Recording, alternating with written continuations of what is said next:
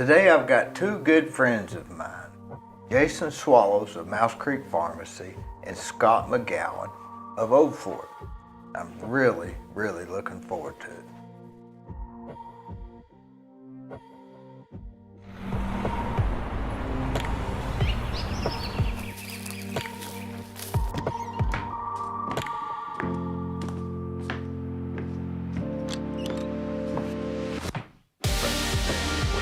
Sitting at the Old Fort having a cup of coffee. Got just eat. You know, it wouldn't be any different than us just sitting there. A lot of people are thinking, well, it's an interview. It's not an interview. We're just talking, just like we was having a cup of coffee. Yeah. It's a discussion. It's just a discussion. That's right. Just like it says. So y'all been friends a while, right? Been a long time. Yeah. How did 20 y'all? years or how so. did y'all? Church, wasn't it? Mount Olive? Yeah. Yeah. School and church, yeah. School too? Yeah. Yeah. Which He's school? a little bit behind me, but yeah. What school? Bradley. I went to Bradley. He I graduated in 92. he graduated in 92. I graduated in 90. He was ahead of me. I graduated in 93. Isn't it funny when you get older, people that graduated within 5 or 10 years of you, you almost think you're in the same class. But Yeah. back then, they were so much older. Yeah. There's a guy I run around with. He graduated in 91. Like, good Lord. I thought but I remember seeing him at school all the Yeah. time. And I was like, we went to lunch all the time together. And Yeah. then all of a sudden you're like, whoa, okay, I didn't know that. You're 50 and okay. Yep. I wonder if when you get to be about 80, if people that are 65 are still, if you think they're in your group. Yeah, that's what I want. so. I hope so, because he better hope so. You know, because when you were younger, 6 months older they were in a whole nother grade and everything. It was Yeah. like a big difference. Yeah, I've got a group of guys I play golf with, and they're in their 60s. And we play golf once, twice a week. Mm-hmm. And they're in their 60s. And I mean, my wife calls it my Geritol group. But yeah, we have a great time. It's just fun hanging out. Would you go in the mornings or after the Afternoons. like after lunch. Usually when's the lunch crowd start to slow down? about 1:30. Yeah. At 2:00, is it really slowed down? Not really slowed down. It's slowed down a little bit, but not a lot. It's it's slowed down, but it's still there's people coming in. It's not. It doesn't end. It doesn't end. It just doesn't end. It's just a constant pace, but the pace is slowed down a little bit. I remember I used to eat there of a night, like at 7:00, and Yeah. that was y'all. What time do y'all close? 8:00. So didn't it used to be like 9? We used to close at 9, but after COVID, we decided to close at 8. Probably works the same. It works the same. It's about the only time that people really probably don't really think about it is during the summer when the daylight's more. You know, because a lot of people during the summer eat later because it's not dark yet. So their mind is thinking, oh, okay, it's not time to eat. And then all of a sudden they look down at 7:30, still bright light outside, but they're like, we got to eat. So How many pieces of cornbread would y'all make in a day? I bet it's huge. I guarantee you. it's close to a day, morning and night. You're probably looking at.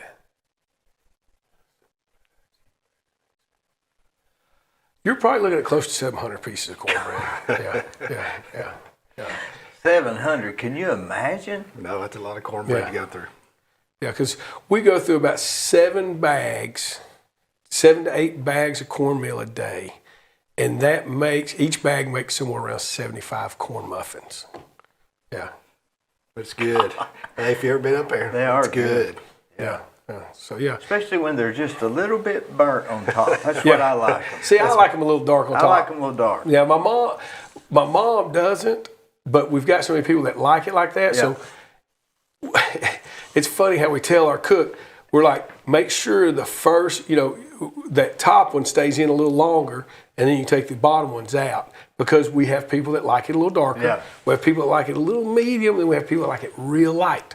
So he'll leave that top one in, take the bottom out first, then the middle one, middle pan, and then gets the dark pan out. See, those are the nuances that I would not even. I thought it was just kind of a random No, no. We tell them it's amazing because we have a great customer base. We have a great customer clientele, but we've catered so much to everyone. I mean, people that you used to eat with us at the Little Old Fort. Think about that. Now we're talking 20-something years ago.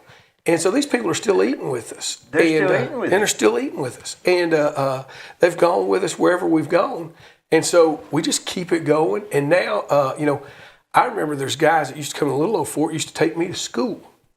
Because my mom and dad would be so busy, they'd take me to school. And that's a hometown. It is. And we're very fortunate.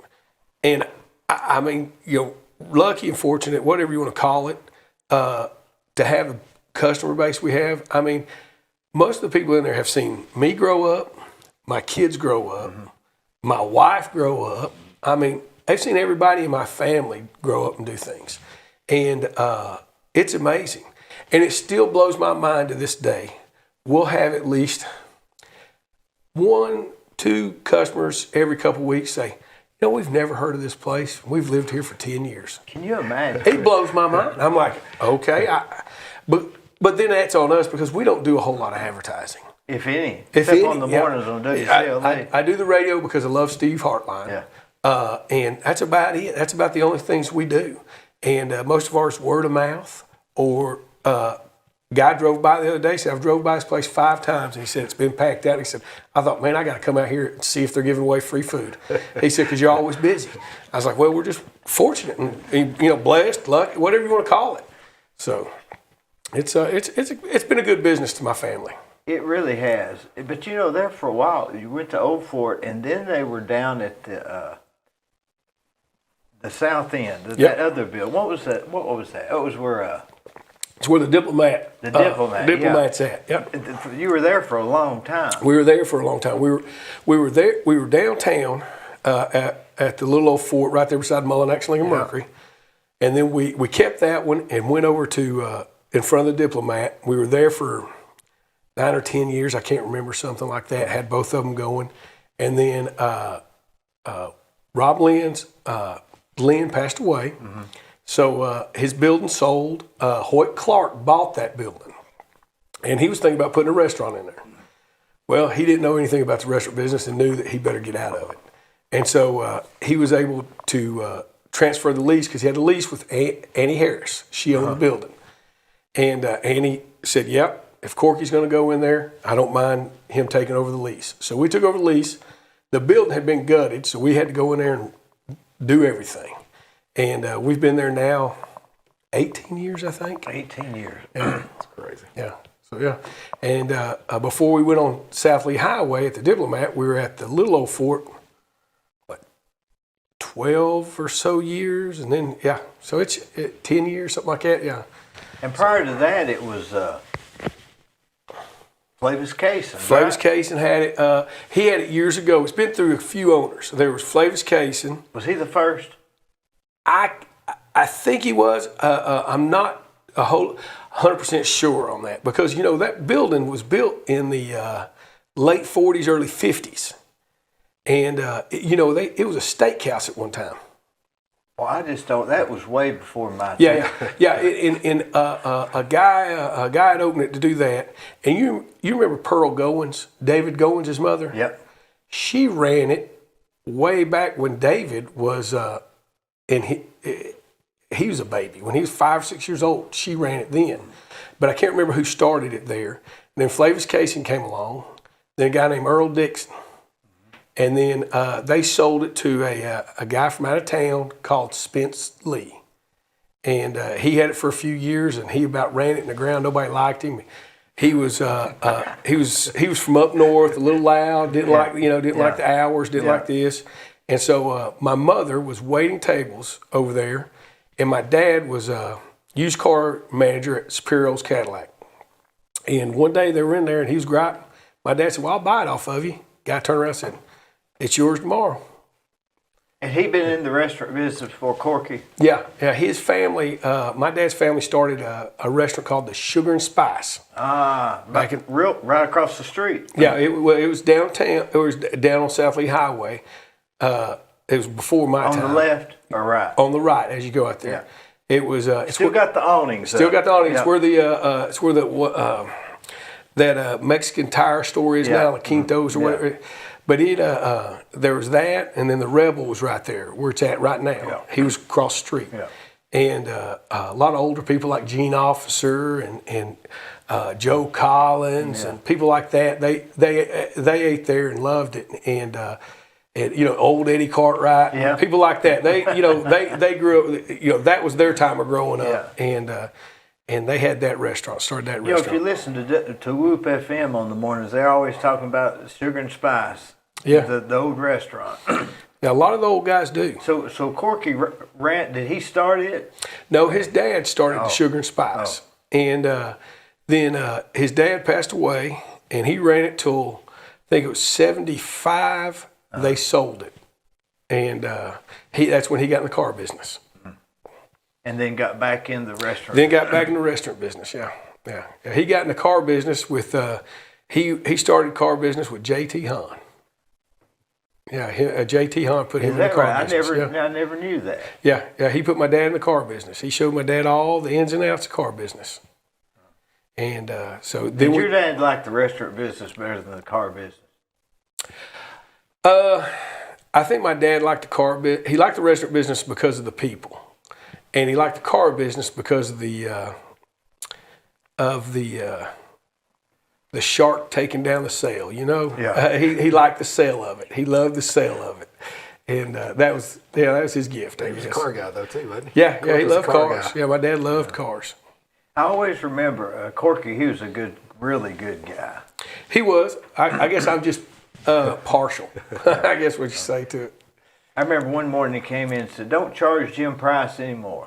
That's what he said. Yeah. That's what he said. Now, what possessed him to do that? I don't know. Either do I. I just know that him and Jim went back a long ways, and they just. My dad had There's a few people my dad always really had a spot for. Jim was one of them. There's a couple other people there's a little lady that used to come in there. She passed away years ago. I can't even remember her name. Her too. He just had a special spot for people like that. He went just to school. picked out some and he just wanted to help them. Yeah. He just always liked Jim. I never will forget the time Denny Webb was in there and he said, "This bacon's kind of chewy." And all in the same motion, Corky picked it up and said, "Don't eat it." And he took it right back to the kitchen. And then he was just sitting there with nothing. Yeah. I mean, he didn't miss a beat. Yeah, my dad sometimes was, I would say, "Dad, we can't do that." I remember one time we're sitting at the little old fort, and we'd been there for years and hadn't gone up on the prices. I think it'd been 5 years since he'd went up on the prices. Well, he finally goes up on the prices. And the guy that comes in there every day, ate the same thing just about every day. He comes up there and he said something, "I guess we're trying to buy some new stuff around here." My dad turned around, grabbed his plate, stuck it in the dish pan. The guy said, "What are you doing?" He said, "You can't afford to eat here." Guy said, "No, I'm just kidding. I just give you a hard time, Corky." He said, "Okay." He gave me his plate back. Was that his real name? No, his real name's Paul McGowan, Paul Edward McGowan. Wonder why he got Corky. My grandmother, Paul Edward McGowan, was a name that had been in his dad's family for years. Paul had ran through his dad's. He was a junior. My dad was a junior. And so my grandmother didn't like Paul Edward. She didn't like the name. So she just started calling him Corky. So everybody just started calling him Corky. I never knew his name was Paul. Yeah. That was his first name, Paul How long Edward. has he been passed away now? 5 years. Dang, it seems like a year ago to me. It does. It seems like it was just a year or two ago. But that's how time catches up on us. 5 years. I'd have bet $1,000 that was 2 years ago. Yeah. It's been almost, I think it was 5 years this past July. Do you like it? Are you operating? I mean, you hadn't missed anything. Everything just. I'll never forget the night my mother called me that he passed away, and I rushed over to their house because he passed away in his sleep, and which I mean, if you want somebody to pass away, yeah. I guess that's the best way you want them to pass away, and. My mother's a wreck. She doesn't know what are we going to do, Scott? What are we going to do? And I think my dad had been gearing me toward that because for the last 3 to 4 years, I had been doing everything. Ordering, writing out most of the bills, doing a few things of this and that. And I think he knew that his time was going to come or he was going to leave. He was either going to pass away or he's going to leave the restaurant business. And I told her, I said, don't worry, we'll just... We've got a restaurant. She said, well, what are we going to do? We don't have nothing. I said, no, we got something. We've got a good business.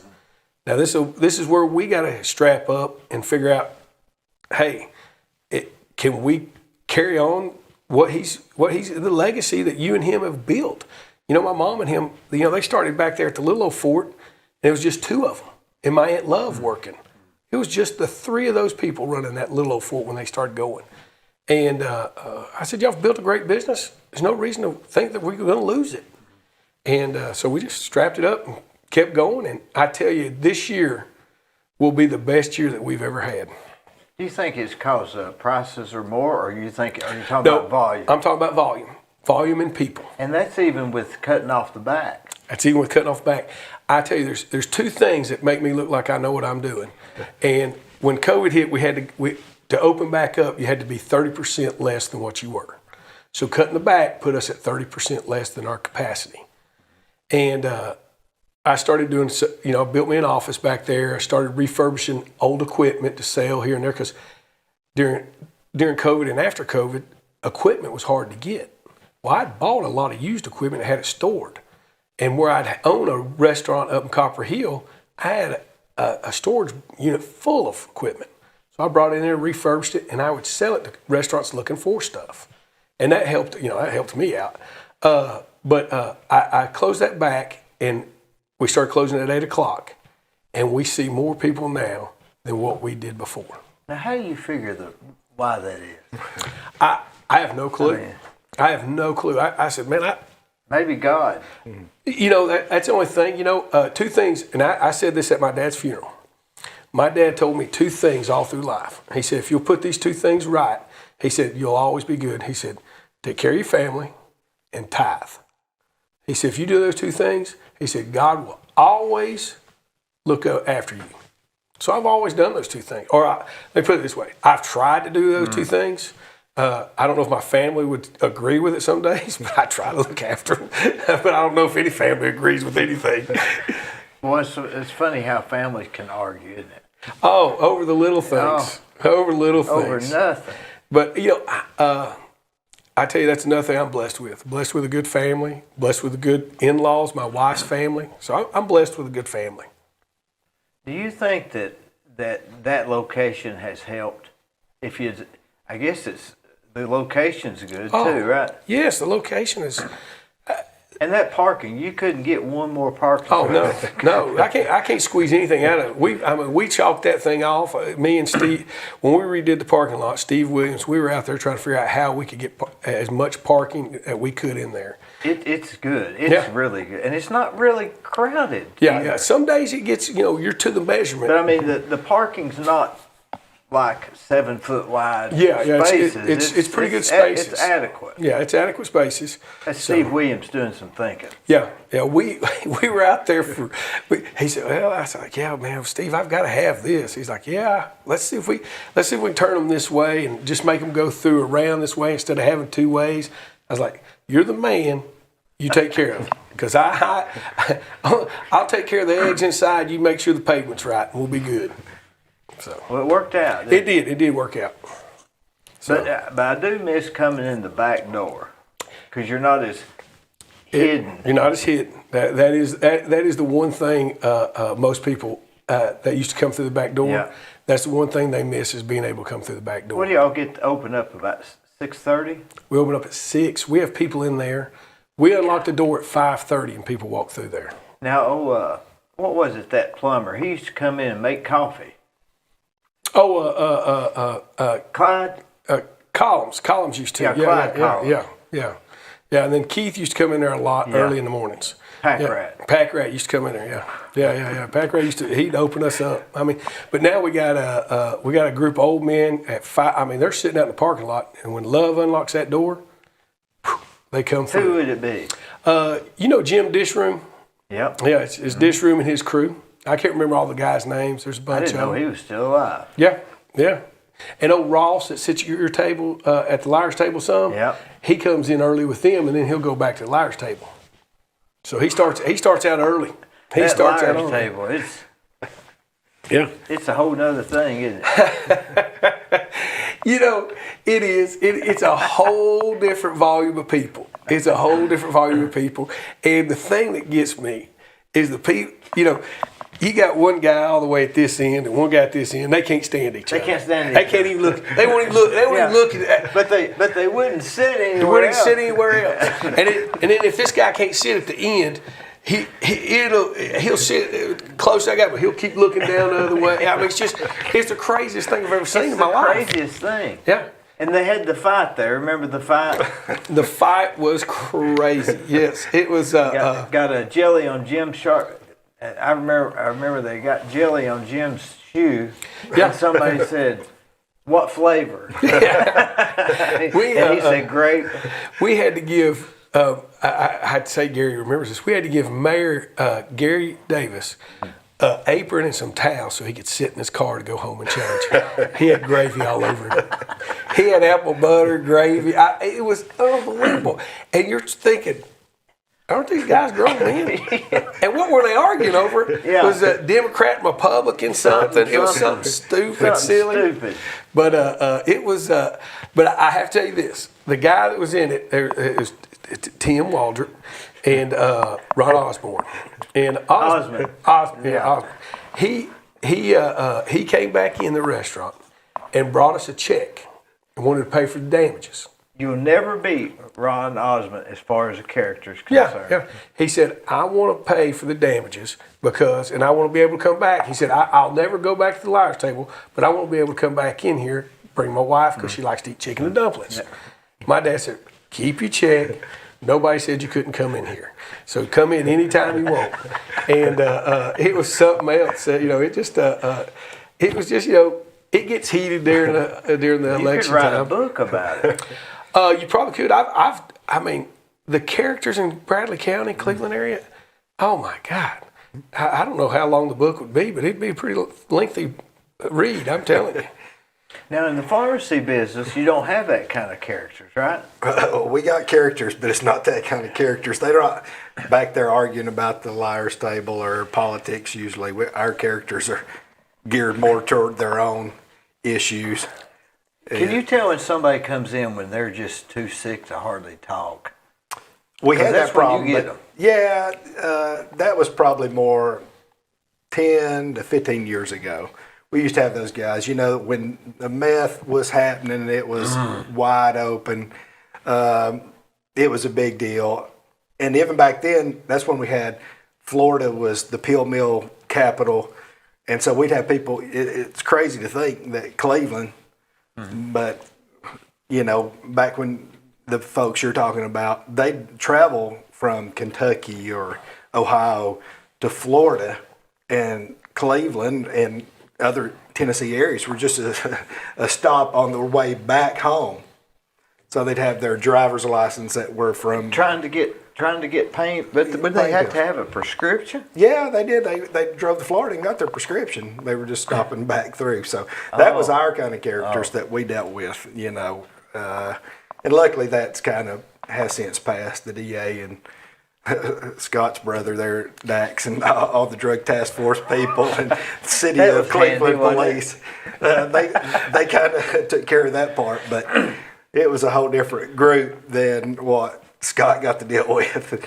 And luckily these people weren't local people that typically I was dealing with. So, but in Cleveland you can't hardly talk about anybody because everybody's related. It's close. It's close. You You can't got hold to it really off. be careful. You better know who you're talking to and who you're talking about too. Because somebody could come in wanting drugs. You need to call the police.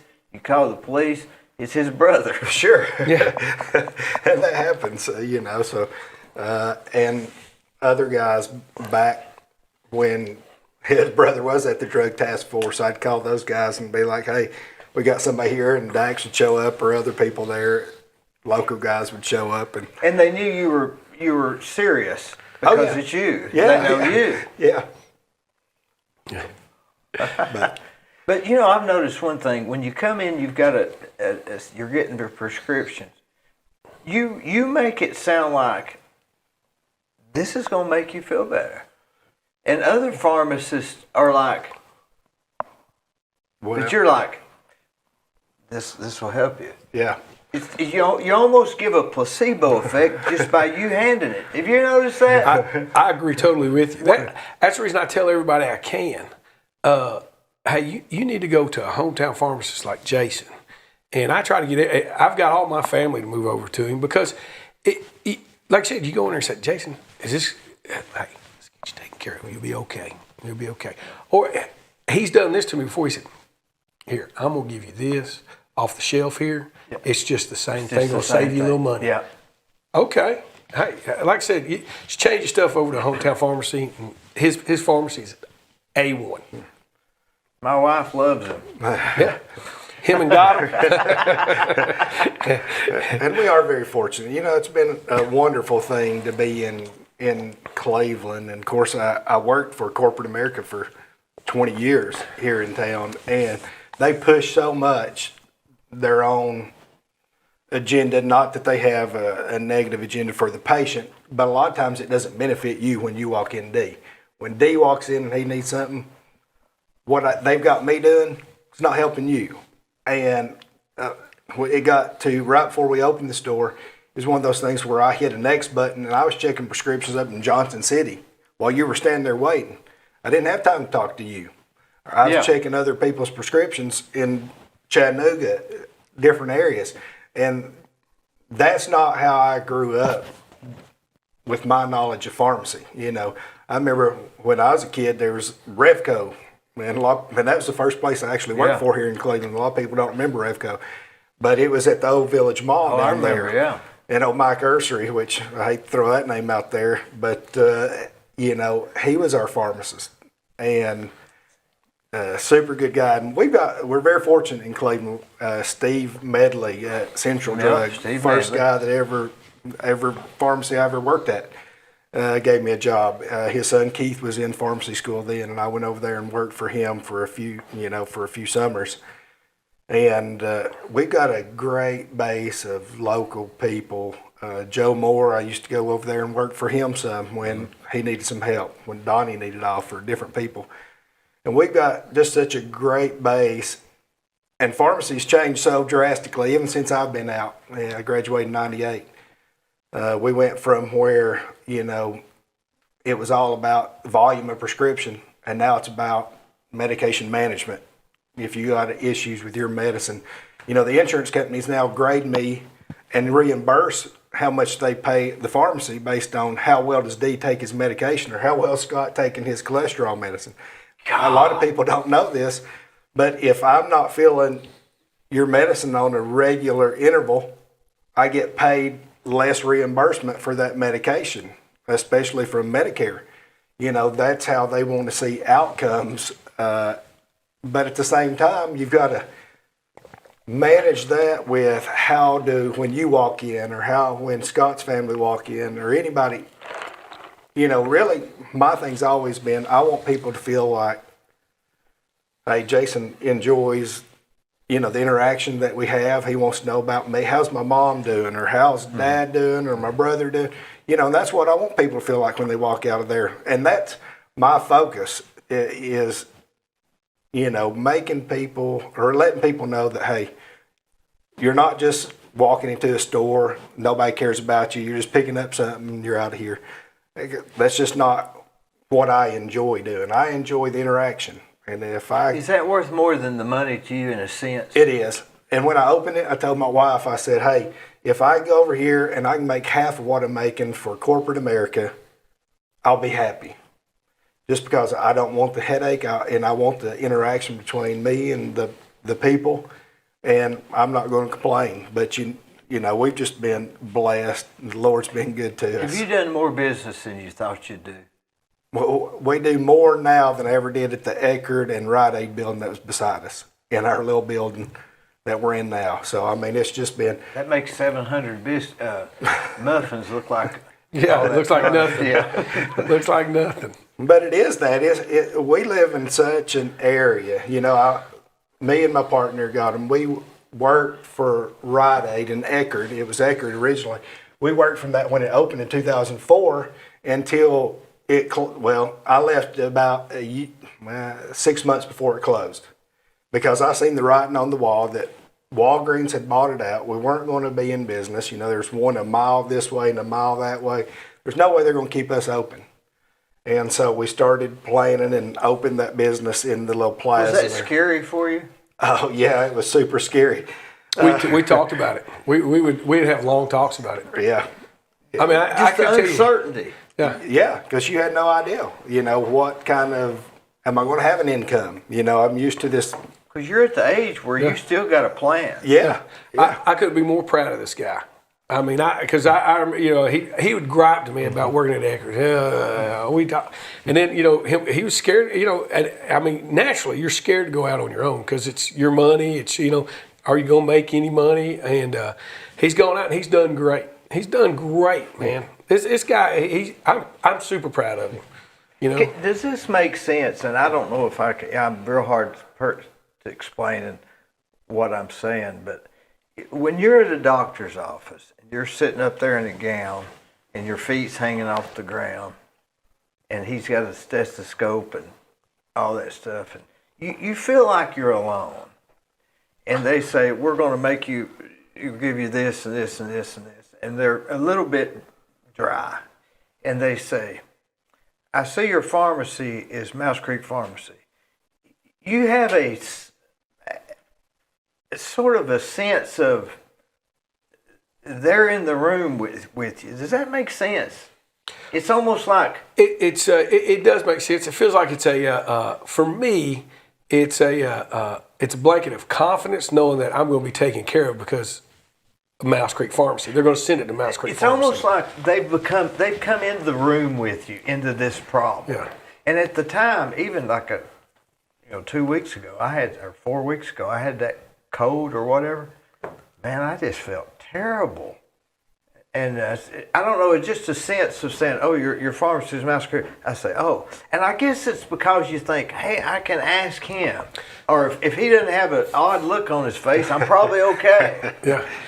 When my wife had breast cancer, when I'd hear what they're going to do or so, I'd call him, hey, what's this? And he'd walk me through about what it is, what it does, what it takes, and what it, with side effects. And he'd walk me through it, because that's a scary thing. I was like, man, they talk about this stuff and this. And he can tell you without thinking you're going to sue him for misinformation or something like that. You just say, it's okay, it's not okay, or whatever. Yeah. Like you said, when the doctor's sitting there telling you something, you have no idea. You have no idea. He's telling you, I'm going to give you this false fate something drug. Yeah. And I mean, you just got a blank look on your face. But knowing that I can talk to Jason and say, Jason, man, that's just blood pressure medicine. You're all right. Well, why didn't the hell he say blood pressure medicine? Yeah. I mean, why? It'd been a lot easier if the guy just said, hey, I want to put you on blood pressure medicine. But yeah, he goes through this big, long, dramatic term of what it is. It's so significant, isn't it? Yeah, it is. It's significant. It is. From sitting on this side, you may not realize it, but from sitting on this side, it's significant. Yeah. I feel guilty sometimes because I lean on this guy. I mean, I lean on this guy. And I'll call him and say, hey, man, I've got a little bit of a cough. What should I do? What should I do? He said, hey, just grab this over there. You'll be okay. All right. Do I need to go to the doctor? No, just grab that cough syrup. You'll be just fine. It's over there, whatever. And, I do. I lean on this guy, and especially at the age I'm at now. Because, now I guess I go to the doctor more than I ever gone. Yeah. And then with my dad's health problems. Yeah. You just sit there and, every time they say something, I'm like, I get off the phone and call Jason. Hey, Jason, they said they're going to prescribe me this. He's like, yeah, that's nothing. Yeah. Oh, okay. Why didn't they say it was nothing? You know? And I spent a lot of time up there with Corky. Corky is one of my favorite people. I love Corky. Matter of fact, told him I loved him every time I saw him. And I went through a really tough time in my life. And I was up there probably every morning. I'd take my daughter to school, and I'd go up there and I'd sit with Corky. And through the whole process, you know, of opening this business, Corky had done it, and I could go up there and he'd come over every morning and sit with me at the breakfast table. I'd be by myself, and he'd come over and sit, and we'd talk about the different things about business and what had worked for him. And, you know, so his family's always been, I mean, me and Scott knew each other forever. So much money, isn't it? I introduced him to his wife. He certainly did. I don't know if he holds that against me. No, best thing ever happened to me. Where'd you meet her at? At Scott's house. My house. New Year's Eve. Her and my wife, they'd played basketball against each other and stuff like that, things like that, basketball and everything. So during that whole several years I was telling you about, you know, it was just tough as me and my daughter. And Scott called me up and he said, hey, we're going to have a little New Year's Eve get together at the house. And I said, okay. So I took my daughter up there and we went up there, and that's where I first met Michelle Davis, which is now my wife. And, you know, it's crazy how things work out, but, you know, friendship. And I got hooked back up with Scott. We went to high school together and stuff, but I was working at CVS down there on South Lee Highway. Mm-hmm. The restaurant was open just next door, so I went over there to lunch, and I'd eat lunch, and that's where we kind of reconnected and really started hanging out more then than we had even probably back in the high school days. But it's crazy how... Isn't it funny how different stages in your life you'll hang around other people more than you will later on? Yeah, that's happened a lot. Not that you mean to, it's just... It just happens. Things change. Yeah, things change, people take different paths in their lives, so... I think the feelings for the friendship are still there. It's just that circumstances sort of, you know, you start going different. I call it going different circles. It's not that you're really going a different way. You're just kind of traveling different circles right now at the time. I've got a friend that works for me right now. All through middle school and high school, we were attached at the hip. Well, he went a different route after high school and got kind of drug route and hooked on drugs. I took a different route. Well, I moved to the neighborhood that his mother and dad lives in. And I spent a lot of time at their house when I was growing up. Well, he moved back home, tried to get straight. And he's gotten straight and finally asked me for a job. So he's working for me, and now he's doing great, as long as he's ever held down a job in 10 or 12 years. And he's doing great. And I was like, boy, this came full circle, didn't it? It took a while to get back around to us, didn't it? So. It is funny how things come full circle. Yeah.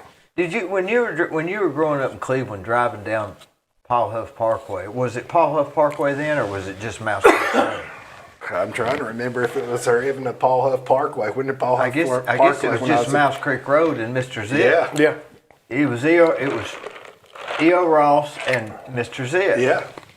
There wasn't really. Did you ever think to yourself, I'll be over there in my own pharmacy building? I would have no idea. You know, I didn't even want to do pharmacy. I had no clue what I wanted to do. My brother was 2 years older than me, Jeremy. He had graduated in 1990 at Bradley. And I graduated in 92. Well, I got out.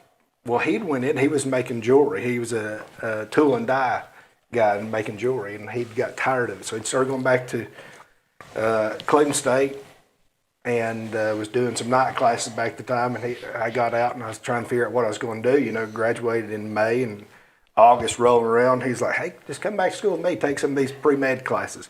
Do whatever you want. Okay. And so lo and behold, next thing I know, we actually went to pharmacy school together at the same time. So, you know, it's crazy. I never imagined that I would be even doing pharmacy. Isn't that a hard course, pharmacy? I mean, you have to know even medical, and it's almost, in some sense, it's a step above, right? There's a lot of... Because you got to know what this one does. The drugs in and out, you know, is really our base thing. You know, we do all the medical stuff, which you have to know the physiology of the body and different stuff, so you know how the medication works. But, then you go on into the drug interactions and the side effects and all that stuff and doctors, we have a lot of wonderful doctors around here too, but, that's kind of the next step that we take into that aspect of it, where maybe they don't get, or what of it they do get, they've got so much else going on that, Were you a good student in school? I was a good student. I always, I luckily, class was never difficult for me. I didn't have to study a whole lot, and that was great right up until I got into pharmacy school, and then I figured out real quickly that I was going to have to learn to study. Was it really pretty intense? It was crazy compared to everything else. I went to Cleveland State, graduated there in '94, and then went to pharmacy school, and I failed the first 2 tests I took after studying 3 or 4 hours, and I thought, oh man, this is for real? You thought, this is a whole different level. And so the time I was out, the second year, everybody said second year was harder. For me, the second year was the easier, because the first year I had to learn to study. If you didn't spend 72 hours studying for a test, you probably weren't going to do great on that test. I mean, it was just a different level of commitment. And the best thing for me was that I went to Mercer in Atlanta. The main campus was in Macon. If I'd been on the main campus, I don't know that I'd ever survived it, because I'd been going to basketball games or football games. And you couldn't do that. You couldn't do it because you were on an off-campus site. And so all you had was the school. And so you're saying the study took a commitment of it was all you could do. That was all you had time to do. You didn't have time to do anything else. For me personally, I didn't have time to do nothing else.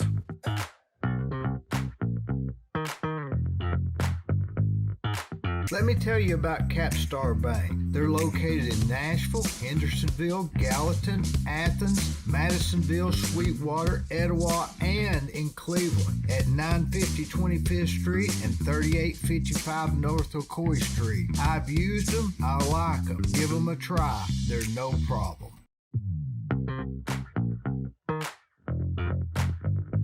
One thing about the Old Fort is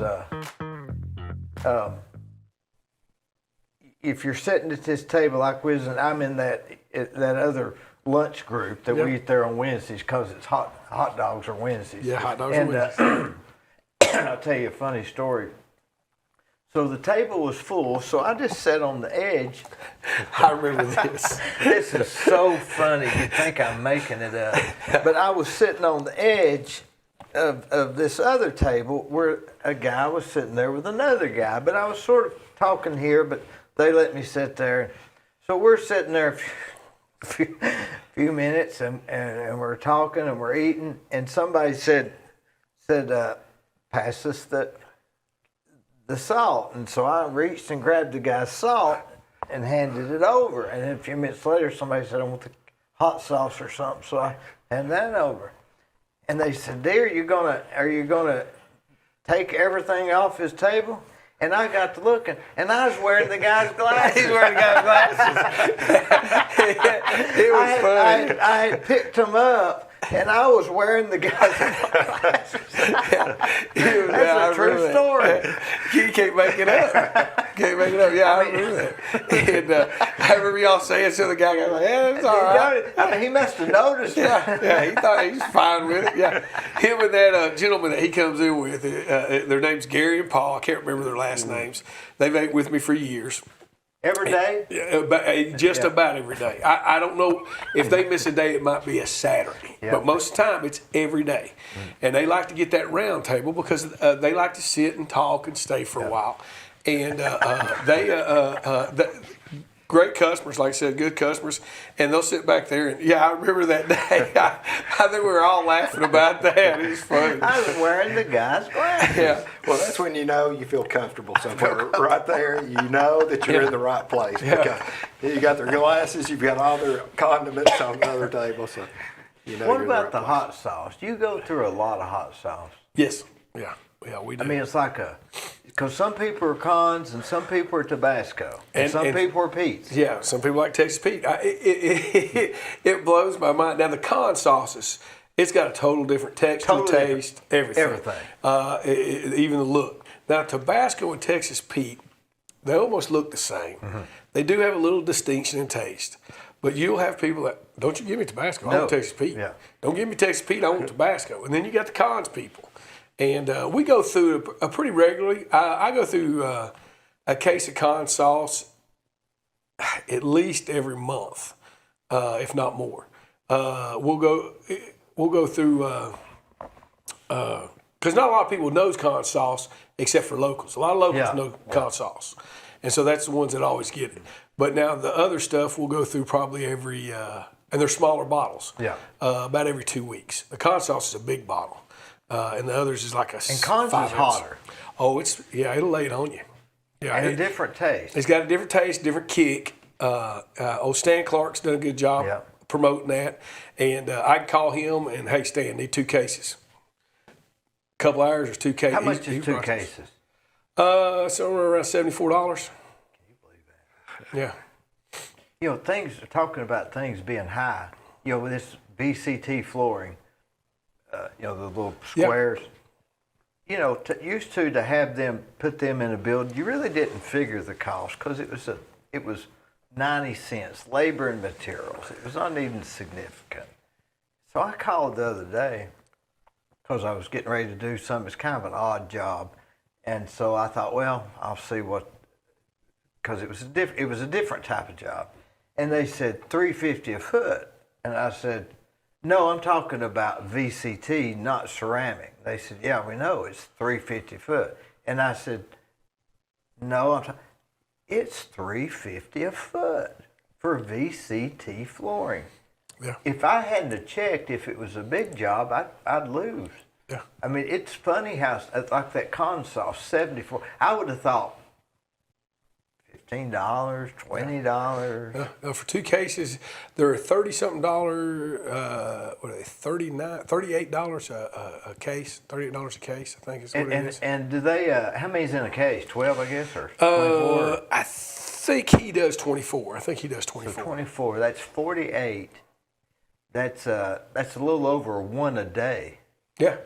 Yeah, we go through. That's $2 a bottle. Yeah. And then here's the other thing. I can't charge for it. Can't charge for it. Can't charge for it. And the things that have gone most up on me are things that I can't charge for. To-go plates, straws, napkins. To-go cups. To-go cups have gone out the roof. These cups are about 15 cents a piece. Yeah. It's just, things that you can't charge for have gone up mostly. Oil that we put in the deep fryer. 3 years ago, a little over 3 years ago, maybe close to 4, I could buy it for $17 a jug, which is almost 3 gallons. Now, if you get it for less than $45, you've got a bargain. That's a lot of increase. Yeah. And it's gone up. And to serve good food, I have to change that grease twice a week. Because if I just sit there and leave burnt grease in a deep fryer, you're going to get nasty food. It takes 3 jugs to fill up our deep fryers. And how long will a deep fryer last?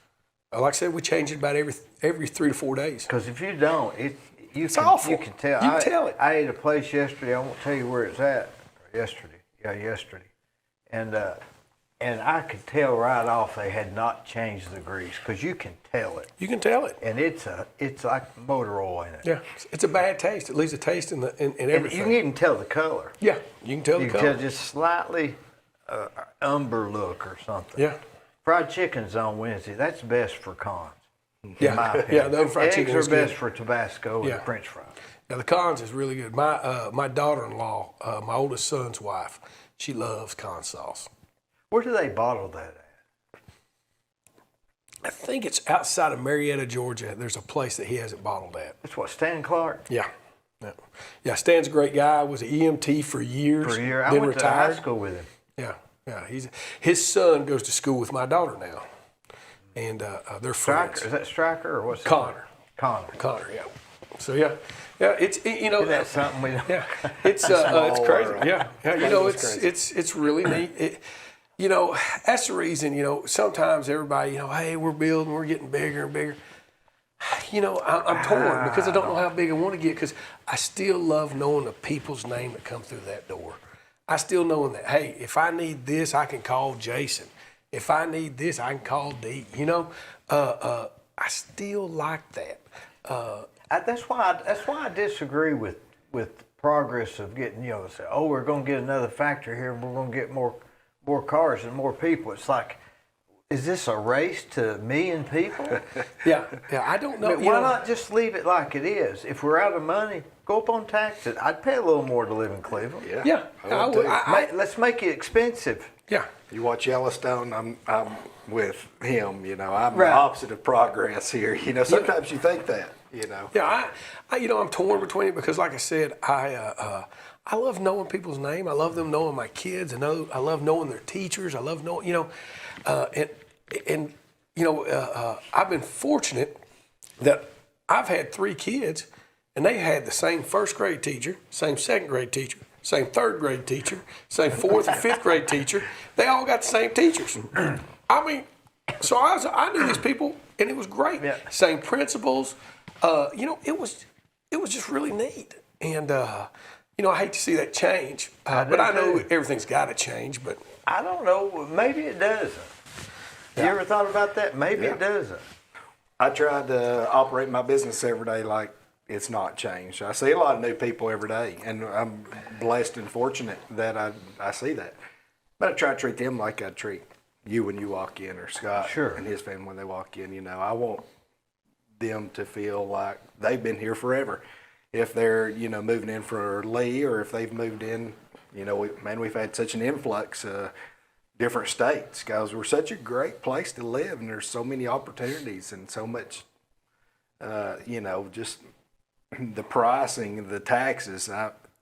There's such a benefit to living in the little niche that we live in, and until you get outside of that for a little bit. And I've been fortunate to went to school, and I lived in Atlanta for a little while, and I've traveled a little bit, and you see other places, then you realize how good we have it where we're at. I'm not that interested in learning other cultures. You know, I'm with you. Like I said, you know, there's something to be said. Know everybody that's coming through. You know, and I'm not saying that people are moving here are bad people. They're great people. They're starting to come in the restaurant. It's just I don't know how big we want to get, and it scares me because, like I said, I mean, when I was growing up, I'd get pulled over. By the time I got home, my dad already got a phone call from the guy that pulled me over. Yeah. You got something to tell me? Yeah, I guess I do now. You know, and then when my sons all growing up, same thing. It was even worse for them because my brother was a policeman. But you know, people knew us. People knew our names. People, you know, it was just different. And I don't know if I want that to change. I know I had a little legal issue here a while back, and I was sitting there a couple weeks ago. I was sitting there at a restaurant with the other side's lawyer, and this guy came up to me and said, "Hey, isn't that the guy that was?" I said, "Yeah." I said, "We're friends." We was friends. Yeah. It wasn't a big deal. Yeah. It was okay. But that's a small town. Yeah, and I like that. I I bought his lunch. Yeah, but see, I like those things. You know, and the thing about it is Cleveland's got so many characters. Oh. And they're unique. You know, Saturday morning you can come in there, and you can see Scott Canavas over there, who everybody he does it on purpose just to drive everybody in there crazy. Yeah, I love him. Oh, I love the guy to death. I love him. I think the world of Scott. I love Scott. And I know he does it on purpose just to drive everybody crazy. And so he'll say things just to drive people crazy, get them all fired up and everything. But then you've got the total opposite of him. You know, another guy that's total opposite of him. Say Lloyd Rogers. Oh yeah, Would you Lloyd. say that's the total opposite? Yes, Lloyd Rogers. I tell you, Lloyd. He ate there. He ate there for 20 years? Oh, longer than that. He ate the day that my dad took it over. He was eating in there till the day that they couldn't. They couldn't carry him in. They couldn't carry him in, and he ate there every morning. He'd meet there every morning, and he'd have. There's 3 things that he would either have: sausage and egg and cheese biscuit, pancake with bacon, or bacon and eggs. Now, this is a rumor, and it may not be true. Did he take a biscuit out every day to a lady Took in a town? biscuit every day. Took two to her, and I think it was her husband. Then her husband passed away, and he took it to her.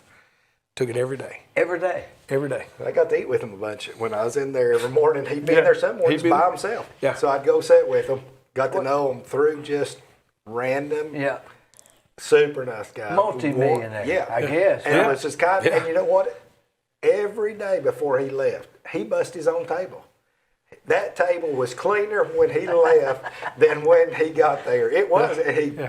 His own plates. He wiped the table down and he left. Even if I was still sitting there eating, he'd wipe everything down. What made him do that, wonder? I think Wonder that's what just was his their psycho- work. I think that's his work ethic. He just would do things like that. And he'd talk like this. Yeah. He couldn't hardly hear. Yeah. And he ended up going, He got to where he's hunched. He'd be hunched over a lot. And everything. and then you couldn't hear him. Yep. And go out there and get in his Corvette. Yeah. Certainly With a did. biscuit. He'd be carrying that biscuit. That's how I knew he was there in the I morning. wonder why he took her a biscuit. If I remember the story correctly, it was a lady that he grew that was older than him, that he'd went to church with, and had known, and she was always good to him. I tell you a story about how people take care of people. I worked at the city one time for Richard Lyles.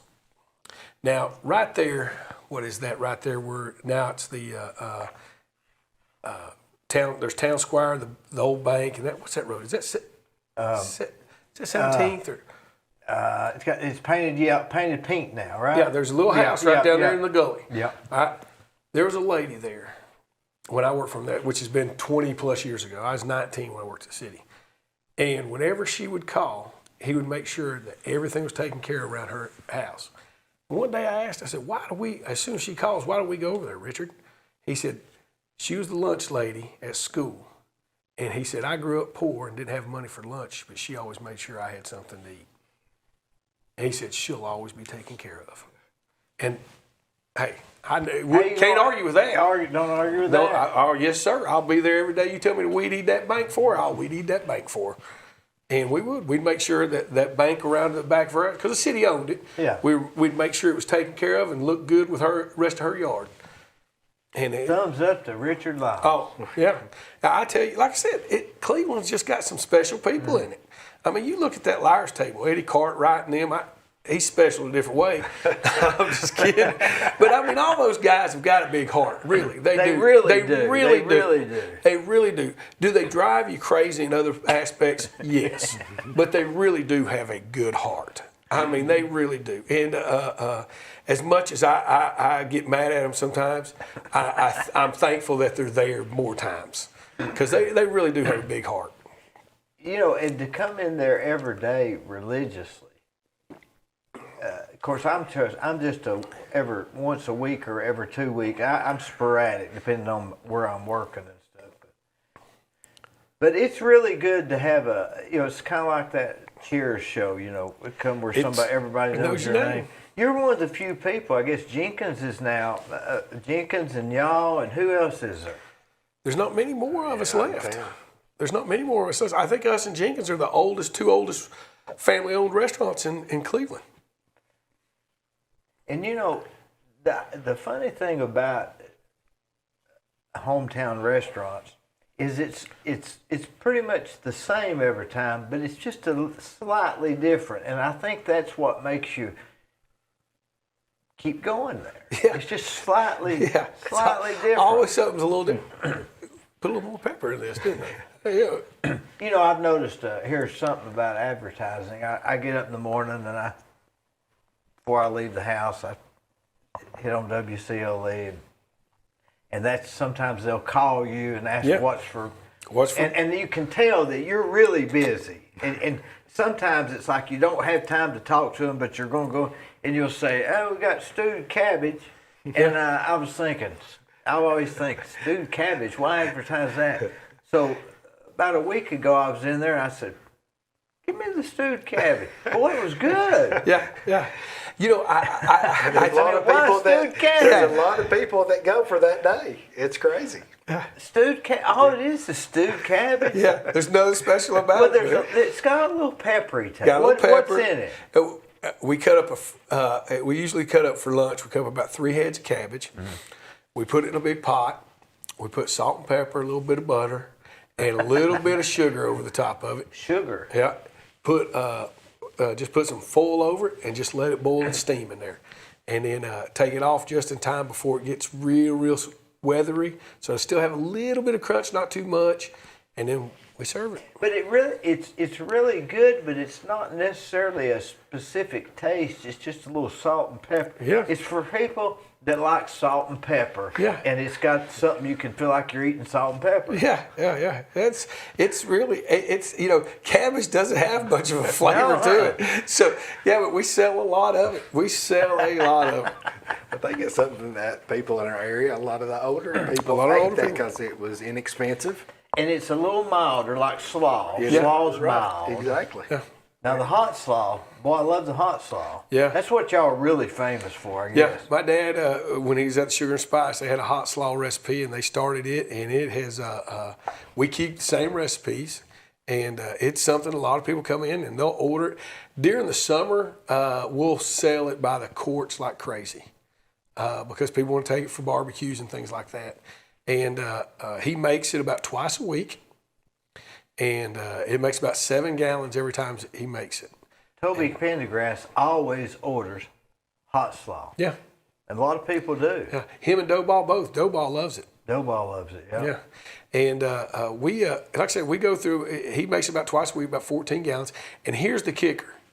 If you get it on the day that he's made it, and you get like the fresh batch, it's not that hot. Not quite as good. Yeah, Or not that hot. Yeah. Now you get it after it's set for 2 days, you're, a little spicy today, ain't it? Anthony Gray always gets it. Yeah, Anthony Gray gets it a lot, yeah. He's Dr. eaten Gray. with y'all for years. Mm-hmm. Yeah. Now he's another special guy. My dad liked Anthony a lot. They would play golf every now and then together.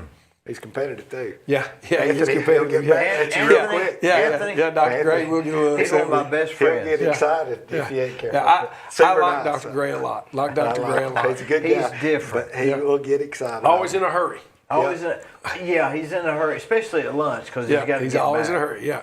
I ate lunch over there. Hey, with y'all the other day. Yeah, he ate with me. Yeah. He's my dentist. Yeah. He's a good guy. You know, like I said, it's just, there you go. You know. I built 5 dentist offices, and he was the one that was most concerned about the equipment. Really? Now, what does that tell you? Yeah. He's want to make sure you're taking care of He it. didn't care about the wallpaper or the floor. He wanted to make sure that equipment was right, it was state of the art, and it was in good shape. That told a lot to me. Yeah. Yeah. That tells you right there what kind of doctor he's looking into. He's interested in doing a good job. He's not worried about stuff that he's not going to do anything for you. He's worried about what's going to do something for you. That's what I saw. Yeah, that's good doctor. Don't matter what's in the waiting room. That's right. Waiting room don't matter. What do you see as far as, do you have, I notice your place doesn't have as much of a, like, incidentals to sell. Yeah, Is that something you need to do, or you try to keep it on the low key, or? Well, now, like over-the-counter type medications, we try to keep the basic stuff. But then you get into a whole different class stuff. Buckets and towels. Durable medical equipment, it requires a whole different license and everything to sell that stuff. And there's a whole different set of rules to sell durable medical equipment. Which, you get into strollers and walkers. And Joe Moore does a great job. So when somebody comes in and you need something like that you want Medicare to pay for, and I say, hey, medical center's a place for you to go, because that's not what we do. And there's other places in town that also sell that type of equipment. So, yeah, we try to limit what our over-the-counter section is to things that are relevant to what our customer base is looking for. And that's primarily, just the typical things when you come in. This time of year, we're looking at all the antihistamines, decongestants, all those type of medications. Always a big kids section, because kids are always, as soon as school starts till school's out, it's a never-ending deal with kids, and they're our best business driver because they spread more germs than anybody. Yeah. But, so we just try to limit that. And then to your vitamin section, we do a good business of vitamins and natural health type stuff. So. But you're not selling anything else like CVS would, or no, because I worked I worked there 20 years. They're going to sell potato chips. They're going to sell makeup. And all those things. And I'm at the back of the store for a reason. You have to walk past all that stuff to get to me. And because they're hoping you'll buy stuff. Because people don't realize there's a lot of medications. You might come in and your medicine might cost $100. Well, your copay is $10, and your insurance says, well, I'm only going to pay you $75. So now I'm at the $85, so I'm losing $15. These big corporations are hoping to sell you another $15 of stuff when you're walking in or walking out. Well, we don't do that.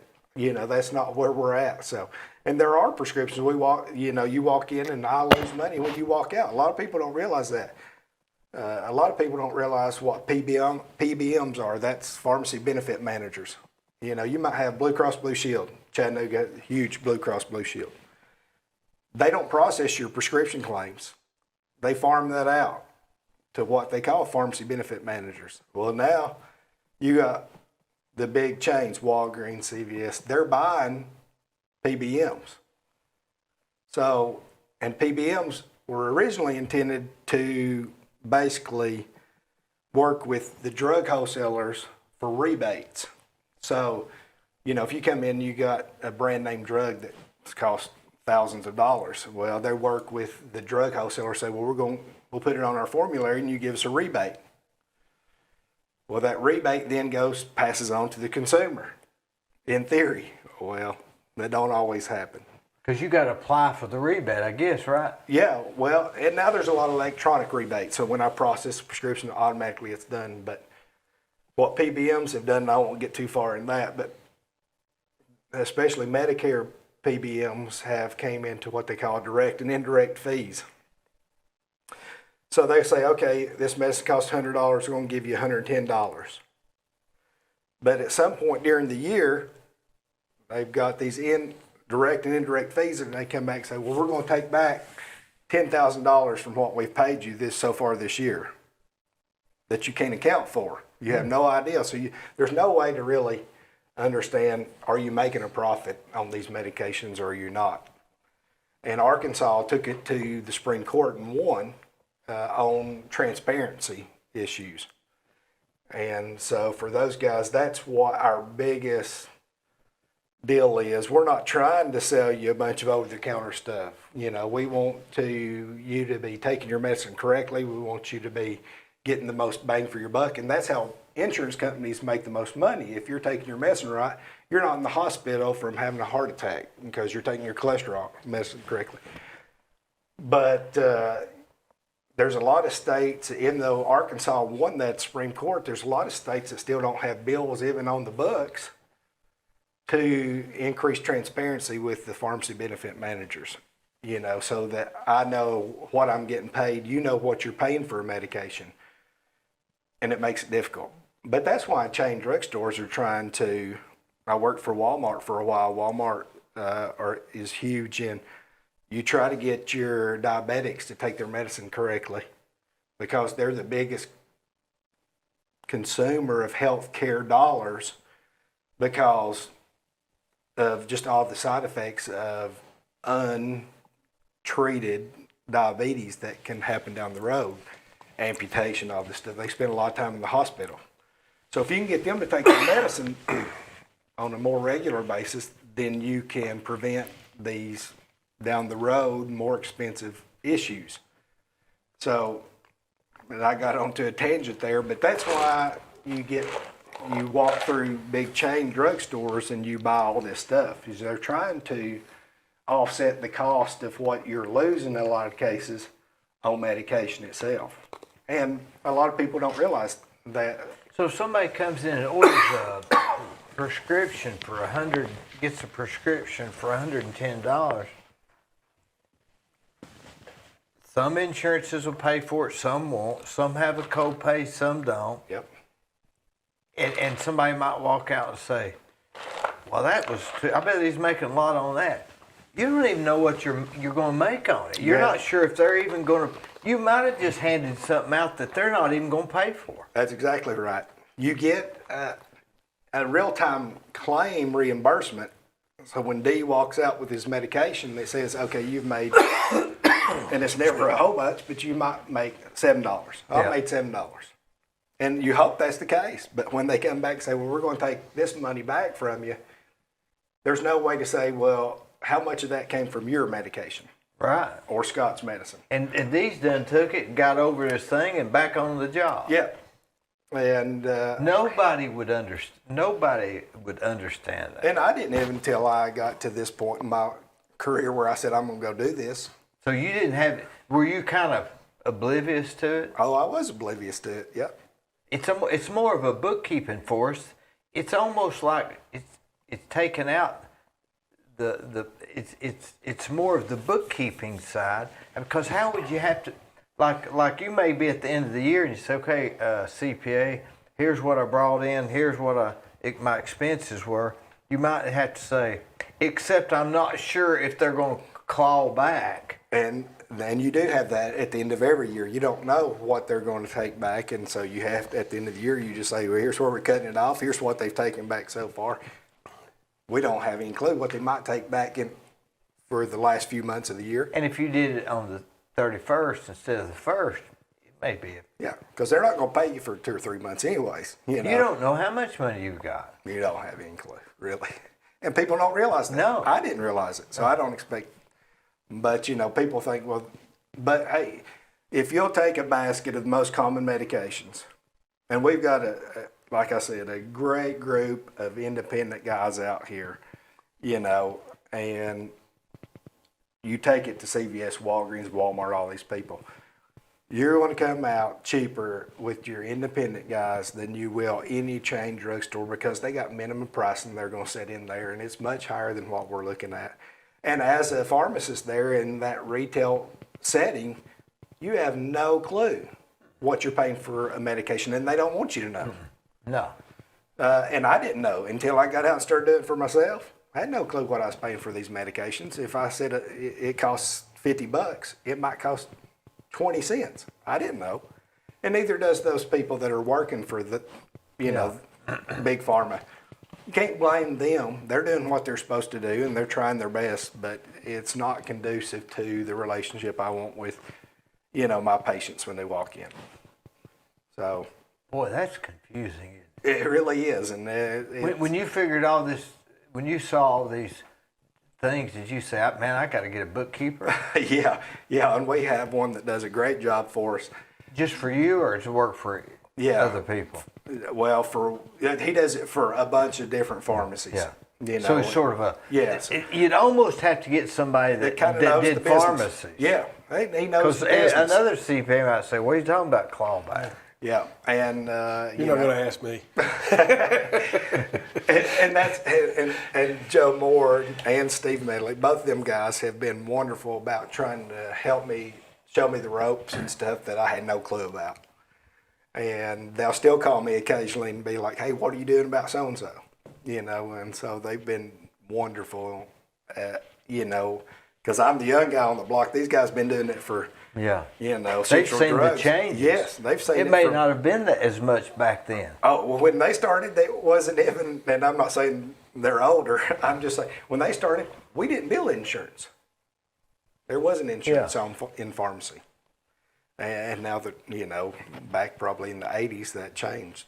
So. Why is that always elevated in the back of pharmacies?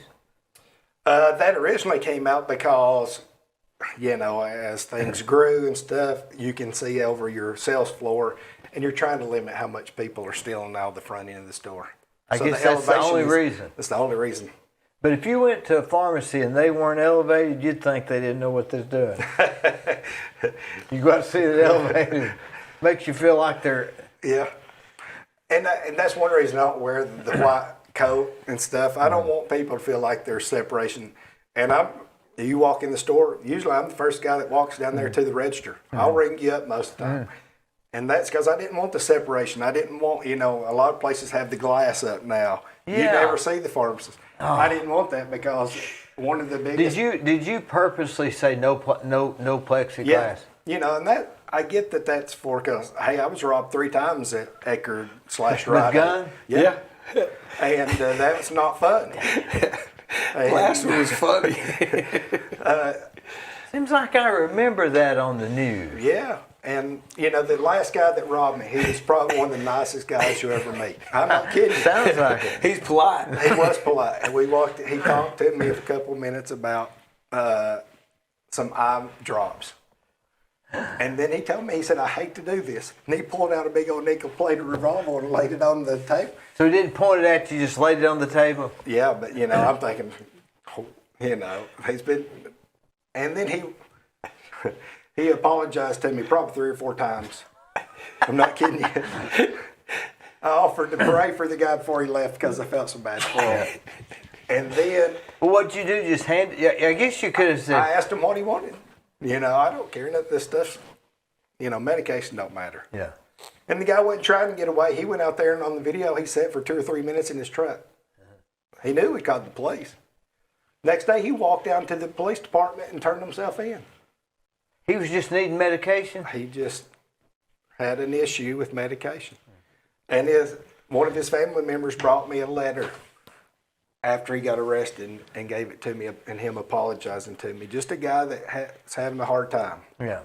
People have those. They do. And any of us could be in that situation. Sure. And so as far as that type of stuff goes, that was best case scenario and a super nice guy. And it shouldn't. I mean, you sit here and think about it, he should be getting out. He got about 7 years in prison. For that? For that. Well, he'd had some other Oh. prior stuff. And they had served the whole 7 years. And I hope he's doing good. You wonder about people like that. And I still think about him. Yeah.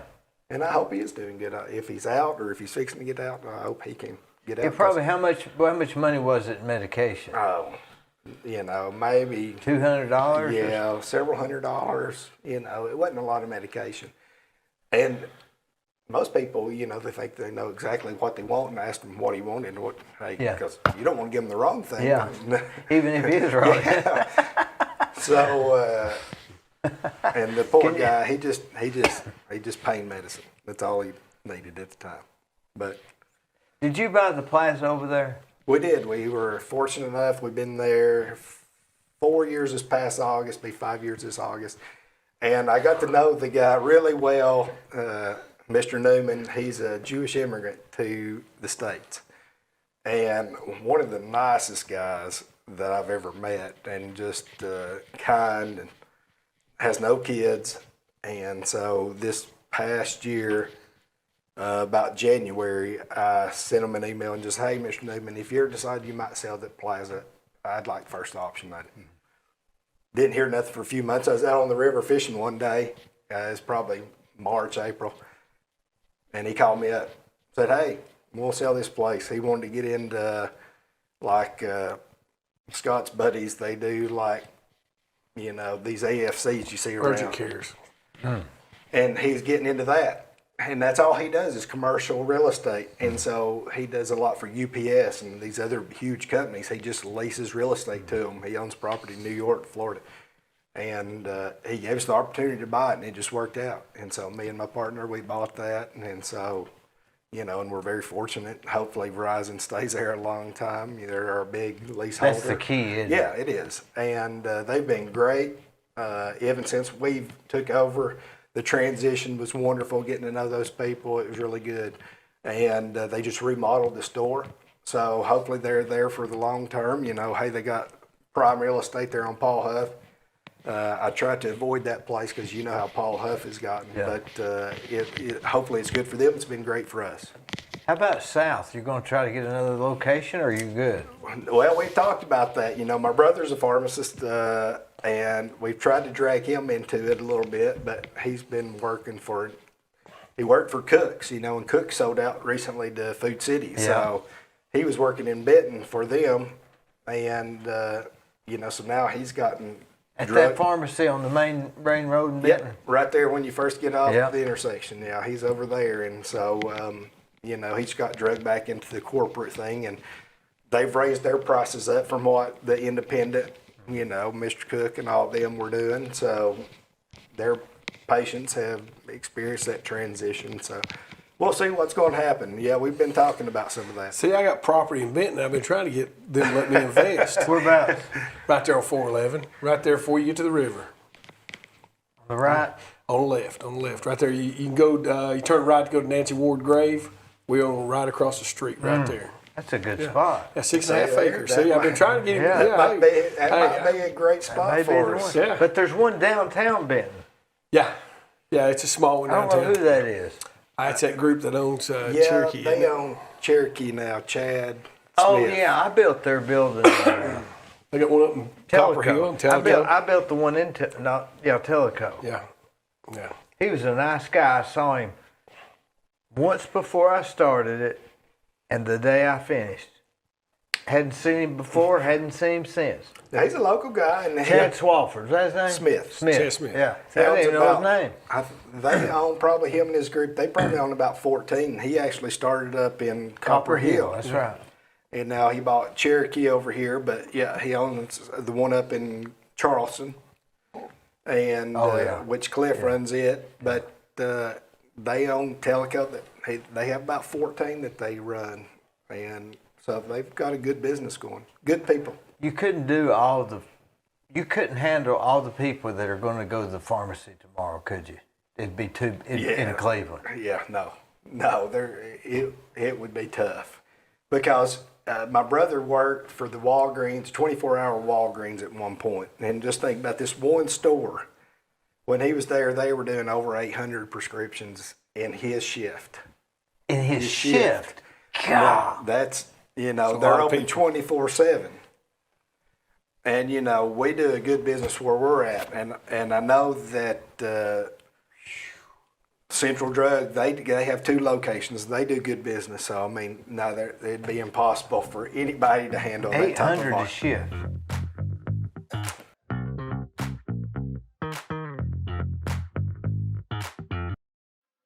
On the Courthouse Square at 30 2nd Street is the law firm of Logan Thompson Law.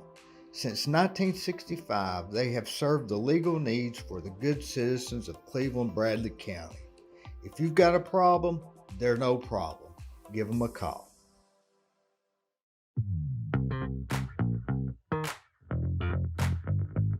Let me ask you this. You own a restaurant. You're there all day.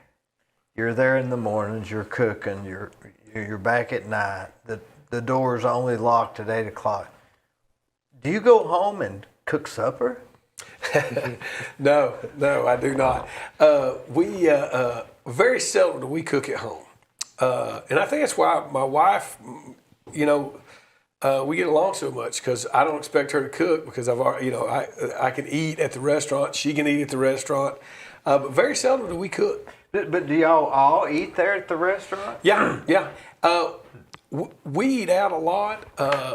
If we're not eating at the restaurant, we'll eat at, we go to Mexican. Is about the main thing we'll eat out. And every now and then we'll go to Aubrey's or Jenkins. Which Mexican restaurant you go to? We kind of rotate. We do the Las Mas there across the street from us back there by the car wash. They got good sauce. They do got good sauce. Luis is great. Luis is a great guy. Yeah. He'll trade out food. He'll ask me to bring him a jumbo cheeseburger and he'll get me something. Okay. His sister runs the other one, right? Yeah, sister runs the other one, and then we'll do El Cazador down the street because a guy that used to work for me works there. So we'll do that. We'll do Tres Hermanos every now and then. We might in Monterey's. We do Monterey's because I coach some of the family, their sons in baseball or something, and we'll just hit our little round. But like those a are the main Sunday ones. night. Tonight's Sunday night. Where will y'all eat tonight? Well, tonight we've got a Christmas party. and we'll eat. We're having it at Las Vegas. Luis gives us the back room, so we're having karaoke for the and restaurant, everything. or Yeah, for the Scott's restaurant. family's never home. Yeah, They literally are not. Scott, Transit, right? we're she's gypsies. coaching. She's doing so much stuff, and then Scott coaches a bunch more than people realize too. What do you coach? Always kids. Every sport. I've coached every sport my kid has played, from the time that they were 5 years old till the time that they didn't play anymore. I could never be a coach. Yeah, me neither. I wouldn't want this- that job. What my thing. This will be the first year that I've never coached my kids in anything. And I've done it since my oldest one is 26. And I've got 5 kids till my youngest one now is 14. 5 kids. Gosh. He's a busy guy. So and then I coached when I had a restaurant in Copper Hill. I coached up at Copper Hill, Yeah, Copper tell me, Basin High let's School. talk about that. Is that the one that used to be on the left, right, when you enter Copper Hill? Yeah, I used to tell everybody. They'd say, "Well, how far is it?" I said, "Well, you know where the red light is at Jackie Evans?" "Oh yeah." I said, "I'm the next red light. That's 45 minutes away, but it's the next red light." That was a good restaurant. Everything it had all Hardee's stuff, right? It had all kinds of stuff. It was a great restaurant. It had, they put a barbecue restaurant in there years before I took it over. And the guy had put a smoker in there, and it's the kind that you walk in and hang stuff up in. It was huge. It was a great restaurant. It was great to me and my family. Because the reason I did that is my wife, Amy, that's where she started out coaching at. It was Copper Basin. And so guy up there, met him. He was wanting to get out of it. Ended up practically giving it to me. And so I was like, okay. So I had it for about 3.5, 4 years. We ended up renting a place to live up there. And I drive back and forth. And about the last year I owned it, that's when my dad started turning sick. And he asked me if I could help more down here, because he couldn't come in every day. And I said, yeah, that's no problem. So I came down, and it started kind of going right. What's the old saying go is, if the cat's away, the mice will play. And I kind of neglected it because I was down here more than I was up there. And when I was up there, I was just in and out and didn't really pay attention. And it started getting a little bit looser, and then the economy kind of got hit. 2008. Like 8? Yeah, 2008 was the last year I had it. And the economy kind of got hit. And I was like, whew. And so I ended up selling it to 2 guys that worked for me. And I told them, I said, guys, if y'all just don't change anything, you'll have a successful business. Well, they decided they needed managers, and they needed to be managers and not work there. Yeah, that don't work. And it ended up going through, I think it went through 3 different people, and now it's still shut down. But it was a great location. What was the name of that before? It was called the Burr Mine.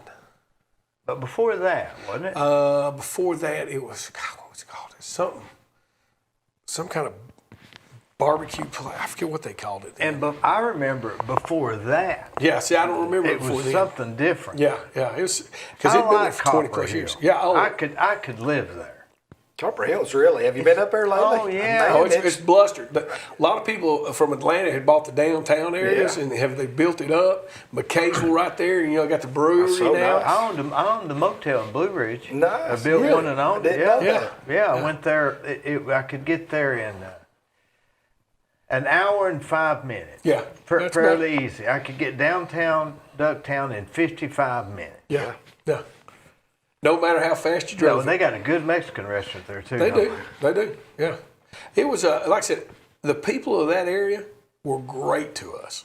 It was great to my family, because my wife coached up there for 7 years, and they were great to us. I mean, they took us in, and I mean, they supported my restaurant as much as they could, because it's still low income. But when the 2008 hit, it hurt a lot of them, because a lot of them were builders.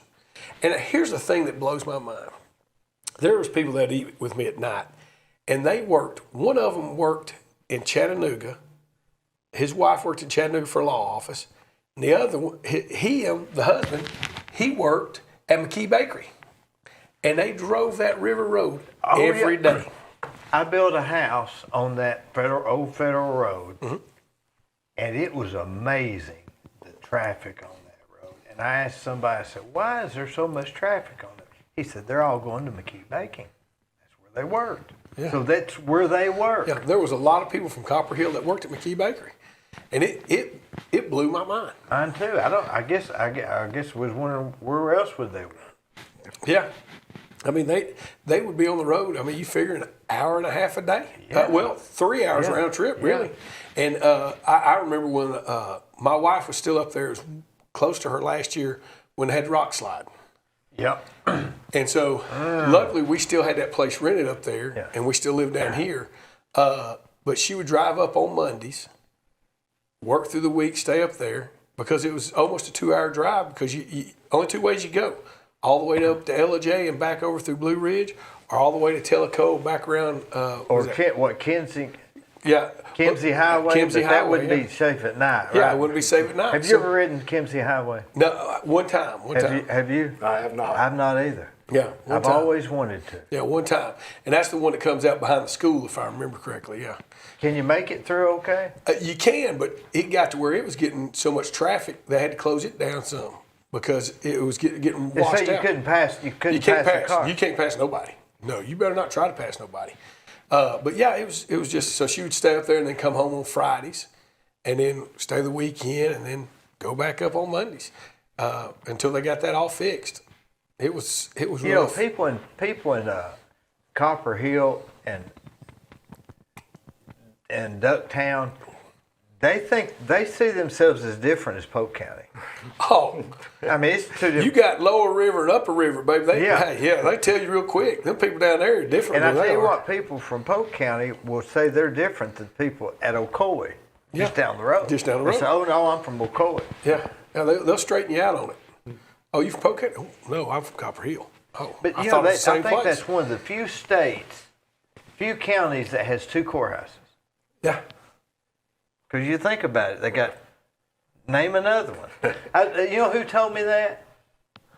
Who? John Simmons. Really? Oh, John Simmons was a John good one. Simmons. John Simmons was a good one. I always remember him telling me. I don't know if it's true or not, but I've said it 10 times. I'll never forget talking about John Simmons, about Polk County and everything. When I was up Copper Hill, I went to where they voted. And I said, where's they having primaries? I said, well, where's the Republican primary? Guy pointed over to the bathroom, said it's in there. They weren't big Republicans up there. No, it's like here they say we're the Democrats and they say in the phone booth. Yeah. I'll never forget that. Old Judge Judge something, Stansfield or something. He said it's over in the bathroom. They said they used to meet in a phone booth till Bebo joined. Ain't a phone booth big enough for my boy Bebo. Yeah, that's good. But I didn't mean to interrupt you on there. Old John Simmons, he was a good one. I remember he would really he'd put like 4 butters on one piece of toast and salt. They said, John, it's going to kill you. He never did. I guess it finally got him, right? Yeah. He always said, well, what did get me in the military or something? He said, they're going to get me now. Okay. I was in there one day at lunch, and John Simmons and me and Brackett Hooper were eating. Yeah.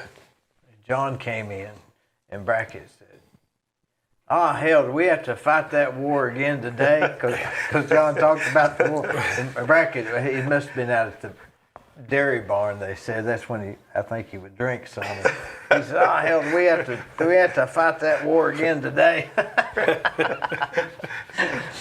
It was really funny. There's been some real characters, hasn't it? Yeah. I like I've said, you could write a book about this area. I mean, you could really write a book about this area, and people would be intrigued about every character. I mean, you take the guys that have passed away. You take Ben Moore. Ben Moore. My God, Yeah. he had a heart of gold, but he's the roughest guy to get around to find that heart. Yep. But he had a heart of gold. Remember Dole Cry? Dole Cry, yeah. Yeah, He'd eat the lemons. Yeah. He ate lemons. He'd eat a bowl of lemons. Yeah. I tell you, it's just funny. Some of them, you've seen them come and go. I mean, you just the characters that you've got. Like earlier, I talked about J.T. Hahn when my dad was in car business. I mean, we're talking about a guy that made national news for National Cleveland. news, yeah. I mean, yeah. Twice. And so, I mean, you just talk about some of these guys. I mean, the ones that have passed away, the ones that are still here. I mean, they just there's a book You're full of too young characters. to know Moscovich. Yeah, I'm too young for him. He used to come down from Knoxville, and he had a dialysis machine on his thing, and I forget what he was, some kind of a doctor, but he would join us. I mean, there's just a bunch of characters. Did you work in high school? I did. I worked at Ace Hardware. I started when I was 16. Who was the manager there? That older guy? The older gentleman. What was I his can't name? remember his name now. Super nice guy. Well, He was there forever. he was there forever and kind of, I won't say grumpy. He seemed grumpy, but he was a nice guy, gave me an opportunity. My dad took me up there. He was a good manager. Great Good manager. manager. And, you know, the people, there's still people that work there to this day that I worked with when I was there. What years were you there? I was there, so I was in high school. I graduated in 92, so it was probably from about 89 to 90. I left in 94. So I was there 3 years. was building and probably coming in at Yeah, I'm sure. And, hey, one of the best jobs I ever had. And Was it fun? it was a fun job. I learned a bunch. You know, I can do a little bit of everything because I worked there. But we had a group of characters that worked there that were just, you know, a fun group of guys to work with. And so some of us, I still see some of them out in town occasionally. And it's just enjoyable remembering those days. But some of them still work there to this day. You know, Ace Hardware's got everything you want, but they may just have 3 of them. Yeah. But they've got everything you want. Anytime I was working on my Even motorcycle the potato other chips. day. Yeah. And I couldn't find a particular thing. I was taking my motorcycle apart, putting some stuff on it, and I'd lost it. I said, I know exactly where I'll have it. And I went up there at Ace Hardware. You start pulling through all the little bins. They've got Yeah. a screw And for you everything. still- Screw You're for like- everything. You know, one thing I've noticed too, you walk in there and somebody will be standing there and say, what do you need? Yep. Now, they may send you to the wrong place, they may not go with you, but just the fact of somebody standing there and say, can we help you? Yep. It's still Means more a a lot. local hardware It's a big store. deal. And you know, they've changed it since I was there. The owner that owned all these in our areas died probably 2-3 years ago. And so they put his name on them now. And that was Elders Ace. Elders Ace Hardware. And he didn't ever want that. You know, while he was alive, that was not, he didn't want the recognition. But now all the ones that his family has put that on there for his memory. But just a wonderful guy that started something that is the local hardware store for most places Oh, in it's our the area. handiest place there is. Yeah, because you can run down there and get, I mean, like you said, I'm looking for some sheet screws. Oh, come on this way. We'll find you'll dig through there, find if you got cores, fine. They'll get it for you, man. They'll find you a nut bolt. And they got toilet paper, they got shampoo, they got everything. They'll sharpen your lawnmower blades in the summer. They'll cut Chainsaw you a piece blades, of chainsaw sheetrock blades. that's about half the size. They will. Yeah, Exactly what you need. It's really. You know, I was building a doctor's building in Chattanooga. We had to have 54 pieces of Lexan, certain size. I was trying to order them online and all this stuff, and it got real complicated.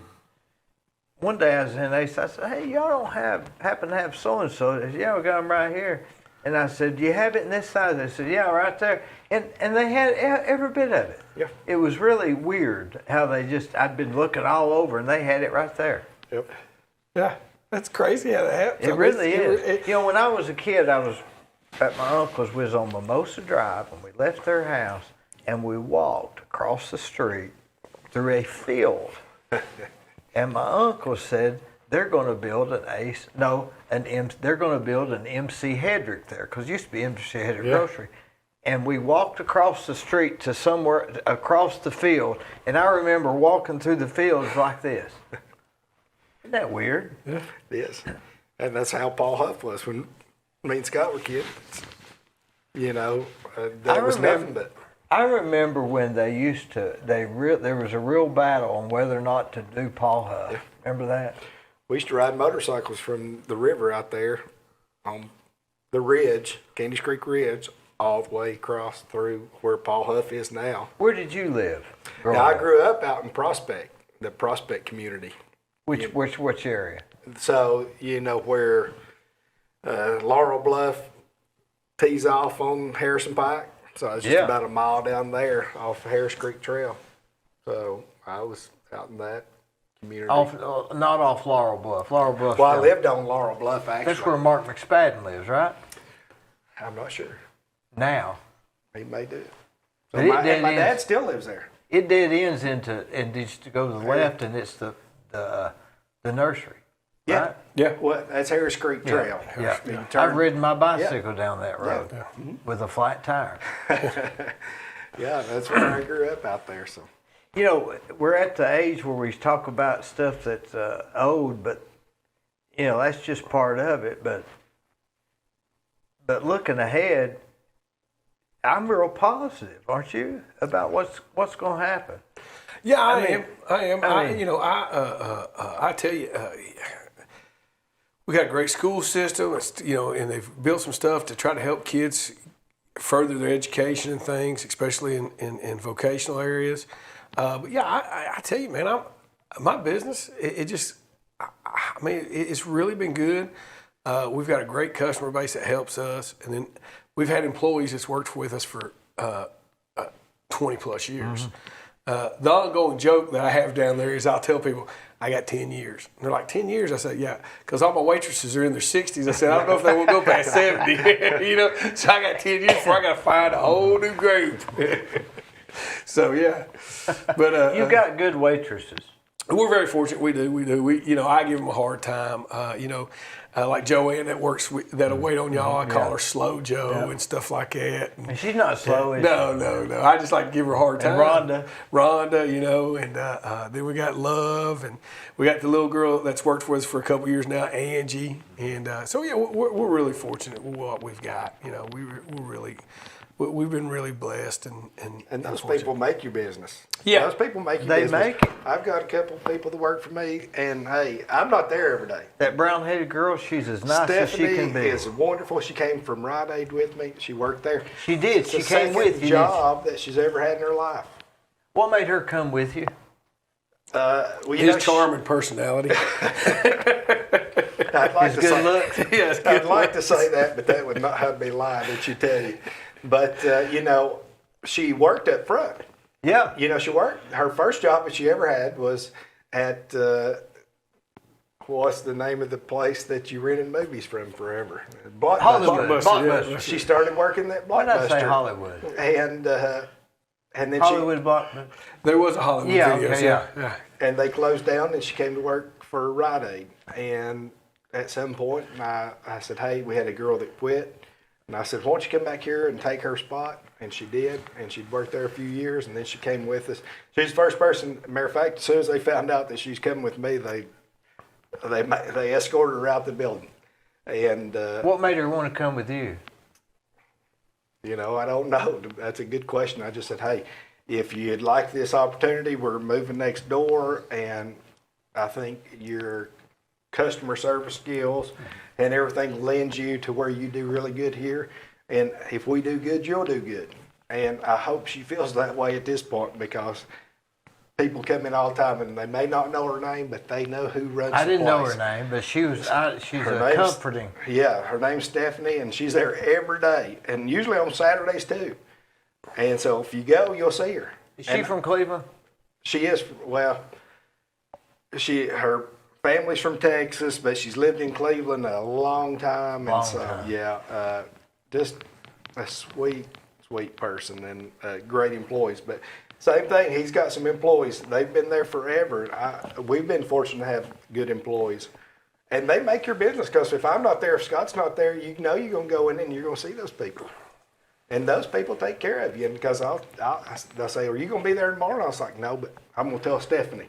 So if you come in, go see Stephanie. I know he gets to do the same thing. He likes to play golf like me. So every now and then, about 2 o'clock, he'll run off and leave. And he'll say, but come see so-and-so. Good employees, we can't pay them enough. You can't. No, If you they really knew can't. how much it's worth to us, we wouldn't be able to afford them. I'm afraid that we That's the truth. That's the truth. That is the solid truth. And that's the reason we try to take care of them. We try to do things for them. And my mom was always big about, sometimes I have to calm her down, but she's always big about, she wants us to feel like we're a family, like everything's family. She's always designed the restaurant to look like it's somebody's living room instead of just a restaurant. She's got plaques. She's got, family pictures all over the place. And, and I think that's why why they've stayed with us so long. Because, we've helped them out when they've needed helped out. I remember one waitress that worked for us. She'd gotten sick, couldn't work. She had to be out of work for over a month. Well, my dad and my mom still paid her, like she was still working there. And my mom said it was just on her heart that she felt like she should do that. And that's just how we treat our employees, So Life's too short, man. Oh yeah, it's way too short. It's way too short. And when you have somebody pass away in your life and stuff like that, you realize that. And then, like when my wife got cancer, you really realize, oh my God, shit. She was 42 when she got it. Yeah. 40, 42. And you're sitting there going, whoa, hold on a minute. The doctor's telling you, hopefully this will work, and hopefully. Hopefully it's not a good bet for me in Vegas. I don't know about all that. She's good now, right? Oh, good. Yeah. She's been cancer free for 5 years now, 4 years now. Yeah. She's whipped it, man. Yeah, she has. She has whipped it. She's a lot stronger than I ever thought about being. But so life is just short. You just never know. You never know when you're gonna get that diagnosis, and you meet people that get it, and you're like, man. I got to make sure I got things right. I'm doing things right or something. So. And enjoy the day. Oh, yeah. Enjoy it because you never know what will be taken away from you. Never know. Not promised tomorrow. We can't live in the past. We've all made mistakes, that we wish we... But if you live in that too much, you hate yourself. And if you live in what might happen, you're anxious about everything. And always live in the moment and enjoy it. And our family is... Van Morrison says, be in the moment. Yeah. It's the only place you can be. That's the only place you can be. Sometimes I get in trouble because I'm too much in a moment. I have a little too much fun in a moment.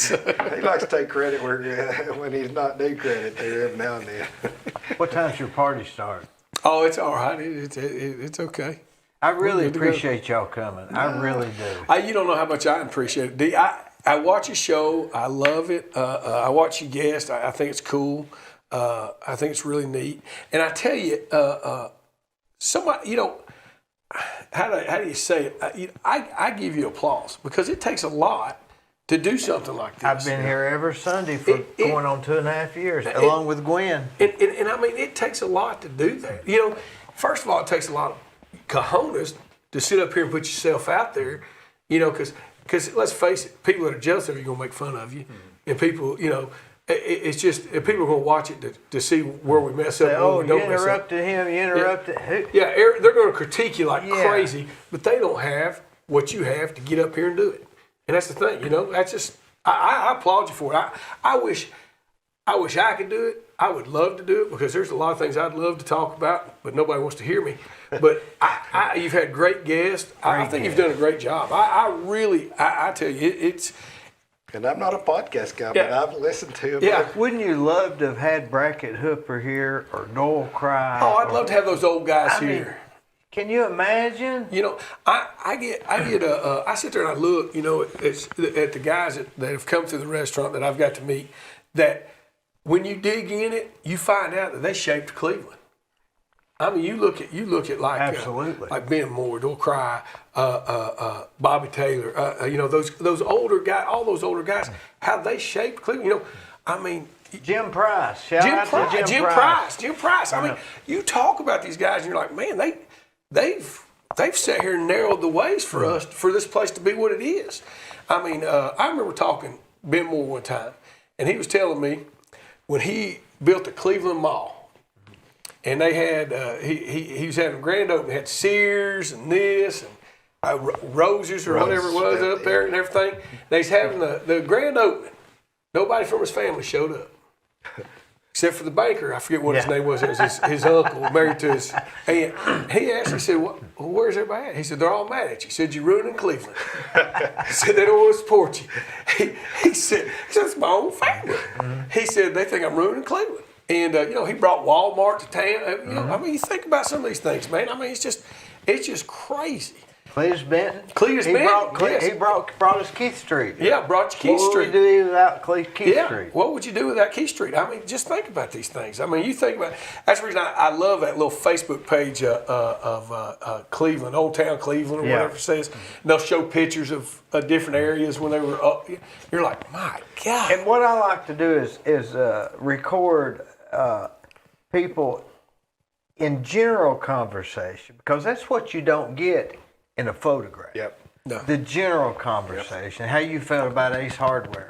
Yep. Stuff like that. It's you get to know people on a different level than just seeing their picture.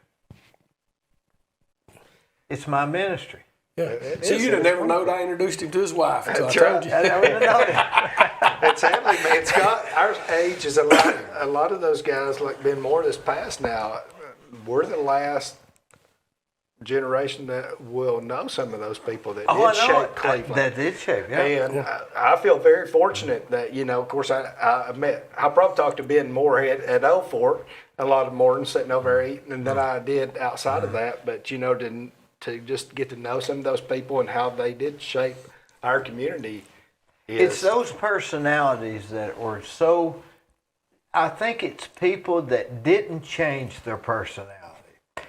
Whether it's good or bad or indifferent or this or that, those saying is be yourself, everybody else is already taken, is very true. It is very true. And I tell you, there's people in there that come in that restaurant I'd love to cuss some days, but I love for who they are. I love it that that's who they are. And I love it for who they are.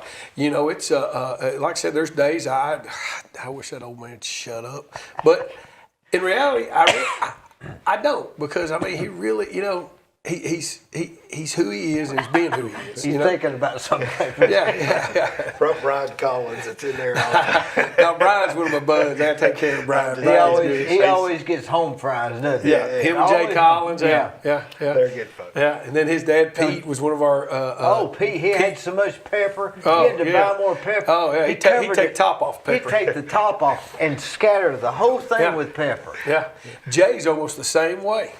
Jay will do it just the same way. He'd cover the whole thing with pepper. I'm not kidding. The whole thing.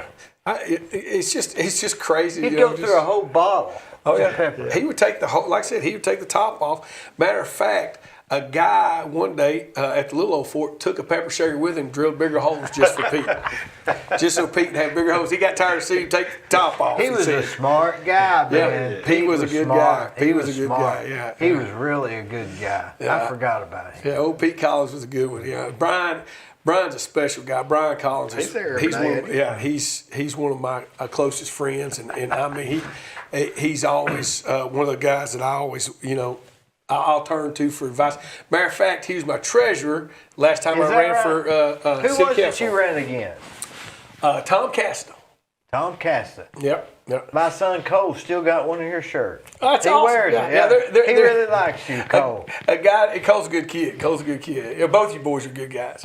There was a guy sent me a picture the other day. A guy mowed his yard and the sign said, "Vote Scott McGowan." I said, "Well, hey, as long as they're wearing it, as long as somebody's getting usage out of it." But everybody used to ask me, "Well, what do you got against Tom?" I said, nothing against Tom personally.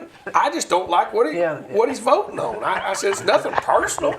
I said, I'll still talk to Tom. Yeah. And I think Tom thought I didn't like him. And I see Tom at the golf course. Don't like nobody. I said, Tom, I'm not running against you because I don't like you. I'm running against you because we just have different views. Yeah. I can still be your friend and not agree on it. We can disagree on a lot of things, still be buddies. I don't have a problem because I don't agree with my wife, but I'm still married to her. Sure, yeah. That's the ultimate. Yeah. So But Brian was my my campaign manager, I guess what you could say. And but Brian, the Collins brothers and their dad's always been good to me. So yeah. He's been dead a long time. Yeah, longer than I thought. I mean, when it did blew he my die? mind. 81? No, it was in the 90s, late 90s, 90s. late 90s. Yeah. He's been. I was surprised how long he's been dead. He'd always laughed. He laughed a lot. Yeah, had a big smile on him, man. Pete was something else. Yeah, he always sat in the back booth. He'd come in, stretch. He's a big old guy too. He'd stretch out in that booth. I'm like, oh, Pete, what's up? He'd He had bring thick in- glasses. Had thick glasses. Thick glasses. Yeah, thick glasses. Yeah. Yeah, Pete was something else. Collins are never short on personality. None of Yeah, Collins. yeah. Jay and Brian, neither one of them, they're They're totally all- different But too. their daddy was different. He was a real cut up. The boys are more are pretty They're business oriented. Yeah, they're business oriented. Yeah. It's But for I think fun. Pete evidently was too. Yeah, their mother was really business. And so it's fun. It's fun. Like I said, we got a character group down there. It's just amazing how everybody talks and gets along. And I say they get along. They probably get along just because they got to. But it's fun to watch. I think I'm gonna come in there in the morning and I'm gonna order 2 eggs scrambled, bacon, one sausage, and one of those corner biscuits. Yeah. Corner. You want the corner? It's a little done. A little more done. A little more done. Yeah, you want the corner. Grady Jones done. Yeah. Remember Grady? Yeah. You have to get there early because Bud will be in there. Yeah. That's For right. my dad. He'd be in there early in the morning. He likes his biscuits. I like them brown. Some people get them kind of smashed and fried. That's really, Yeah, there's some guys that will ask us to cut them and put them on the grill. yeah. And then Yeah, put a little Jim honey Price. on it. That's what all Jim Price. And Jim put a Price little honey always on wanted it. Yep, Jim Price always wanted it like that. And yeah, we'll do it. We got one guy, he comes in and he says, hey, can you put it back in the oven for me? And they'll put it in the oven for him and get it. Hey, it'll get as brown as. All for $7. Yeah, that's You what I'm can't saying. beat Yeah. it. Can't beat it. Can't beat us. So yeah. I tell you, I get aggravated when I go somewhere else and I pay some, like I went to Five Guys and had a cheeseburger the other day that cost me $8. Yeah. I didn't even get fries. No, huh? I thought, dear God, you get fries, a bigger burger, because mine's half a pound, and fries for $9.25. We'll go to Cracker Barrel. Oh my I'll go God. to Cracker Barrel and eat that breakfast. I did that. I've done that a couple The times. and I- $7 lunch is over. It's 10 or 12. Yeah, it's 10 to 12. And here's what we've always said. I've always told my mom. I said, we have to make sure that. I said, we have to think about if we were on a budget. And if I ate lunch every day, it needs to be somewhere. Nowadays, it's probably around $12. If you can get out of there with $12, and that's including tip, Yeah. because you can do a meat and 3 and a drink. I think it comes to $10.87. You leave $1 for a tip for yourself. Hey, there you are, $12. Tim Waldrop knows the combination to the best to the best value. I don't know how he does it, but he orders it a certain way, and it's really a good value. I don't know. He gets. I don't know Yeah, the way he orders. his eggs got to be country scrambled. Yeah, I don't know what country country scrambled is. They don't- They just throw it in the pot and start stirring it for him, and so we get country out of it. But he'll end up with gravy too. Yeah, somehow he I think does he it. says a spoonful of gravy. Yeah, I just want a spoonful. Just want it. Next thing I know, I'm like, what do we do to this guy here? Whatever, just it's Tim. Okay. So yeah, but we've got it's funny. Some of the guys are trying to beat the system. Fellas, I really appreciate you coming. We've enjoyed it. And I want to dedicate this episode to Corky McGowan. Wonderful. Hey, I appreciate it. Thanks.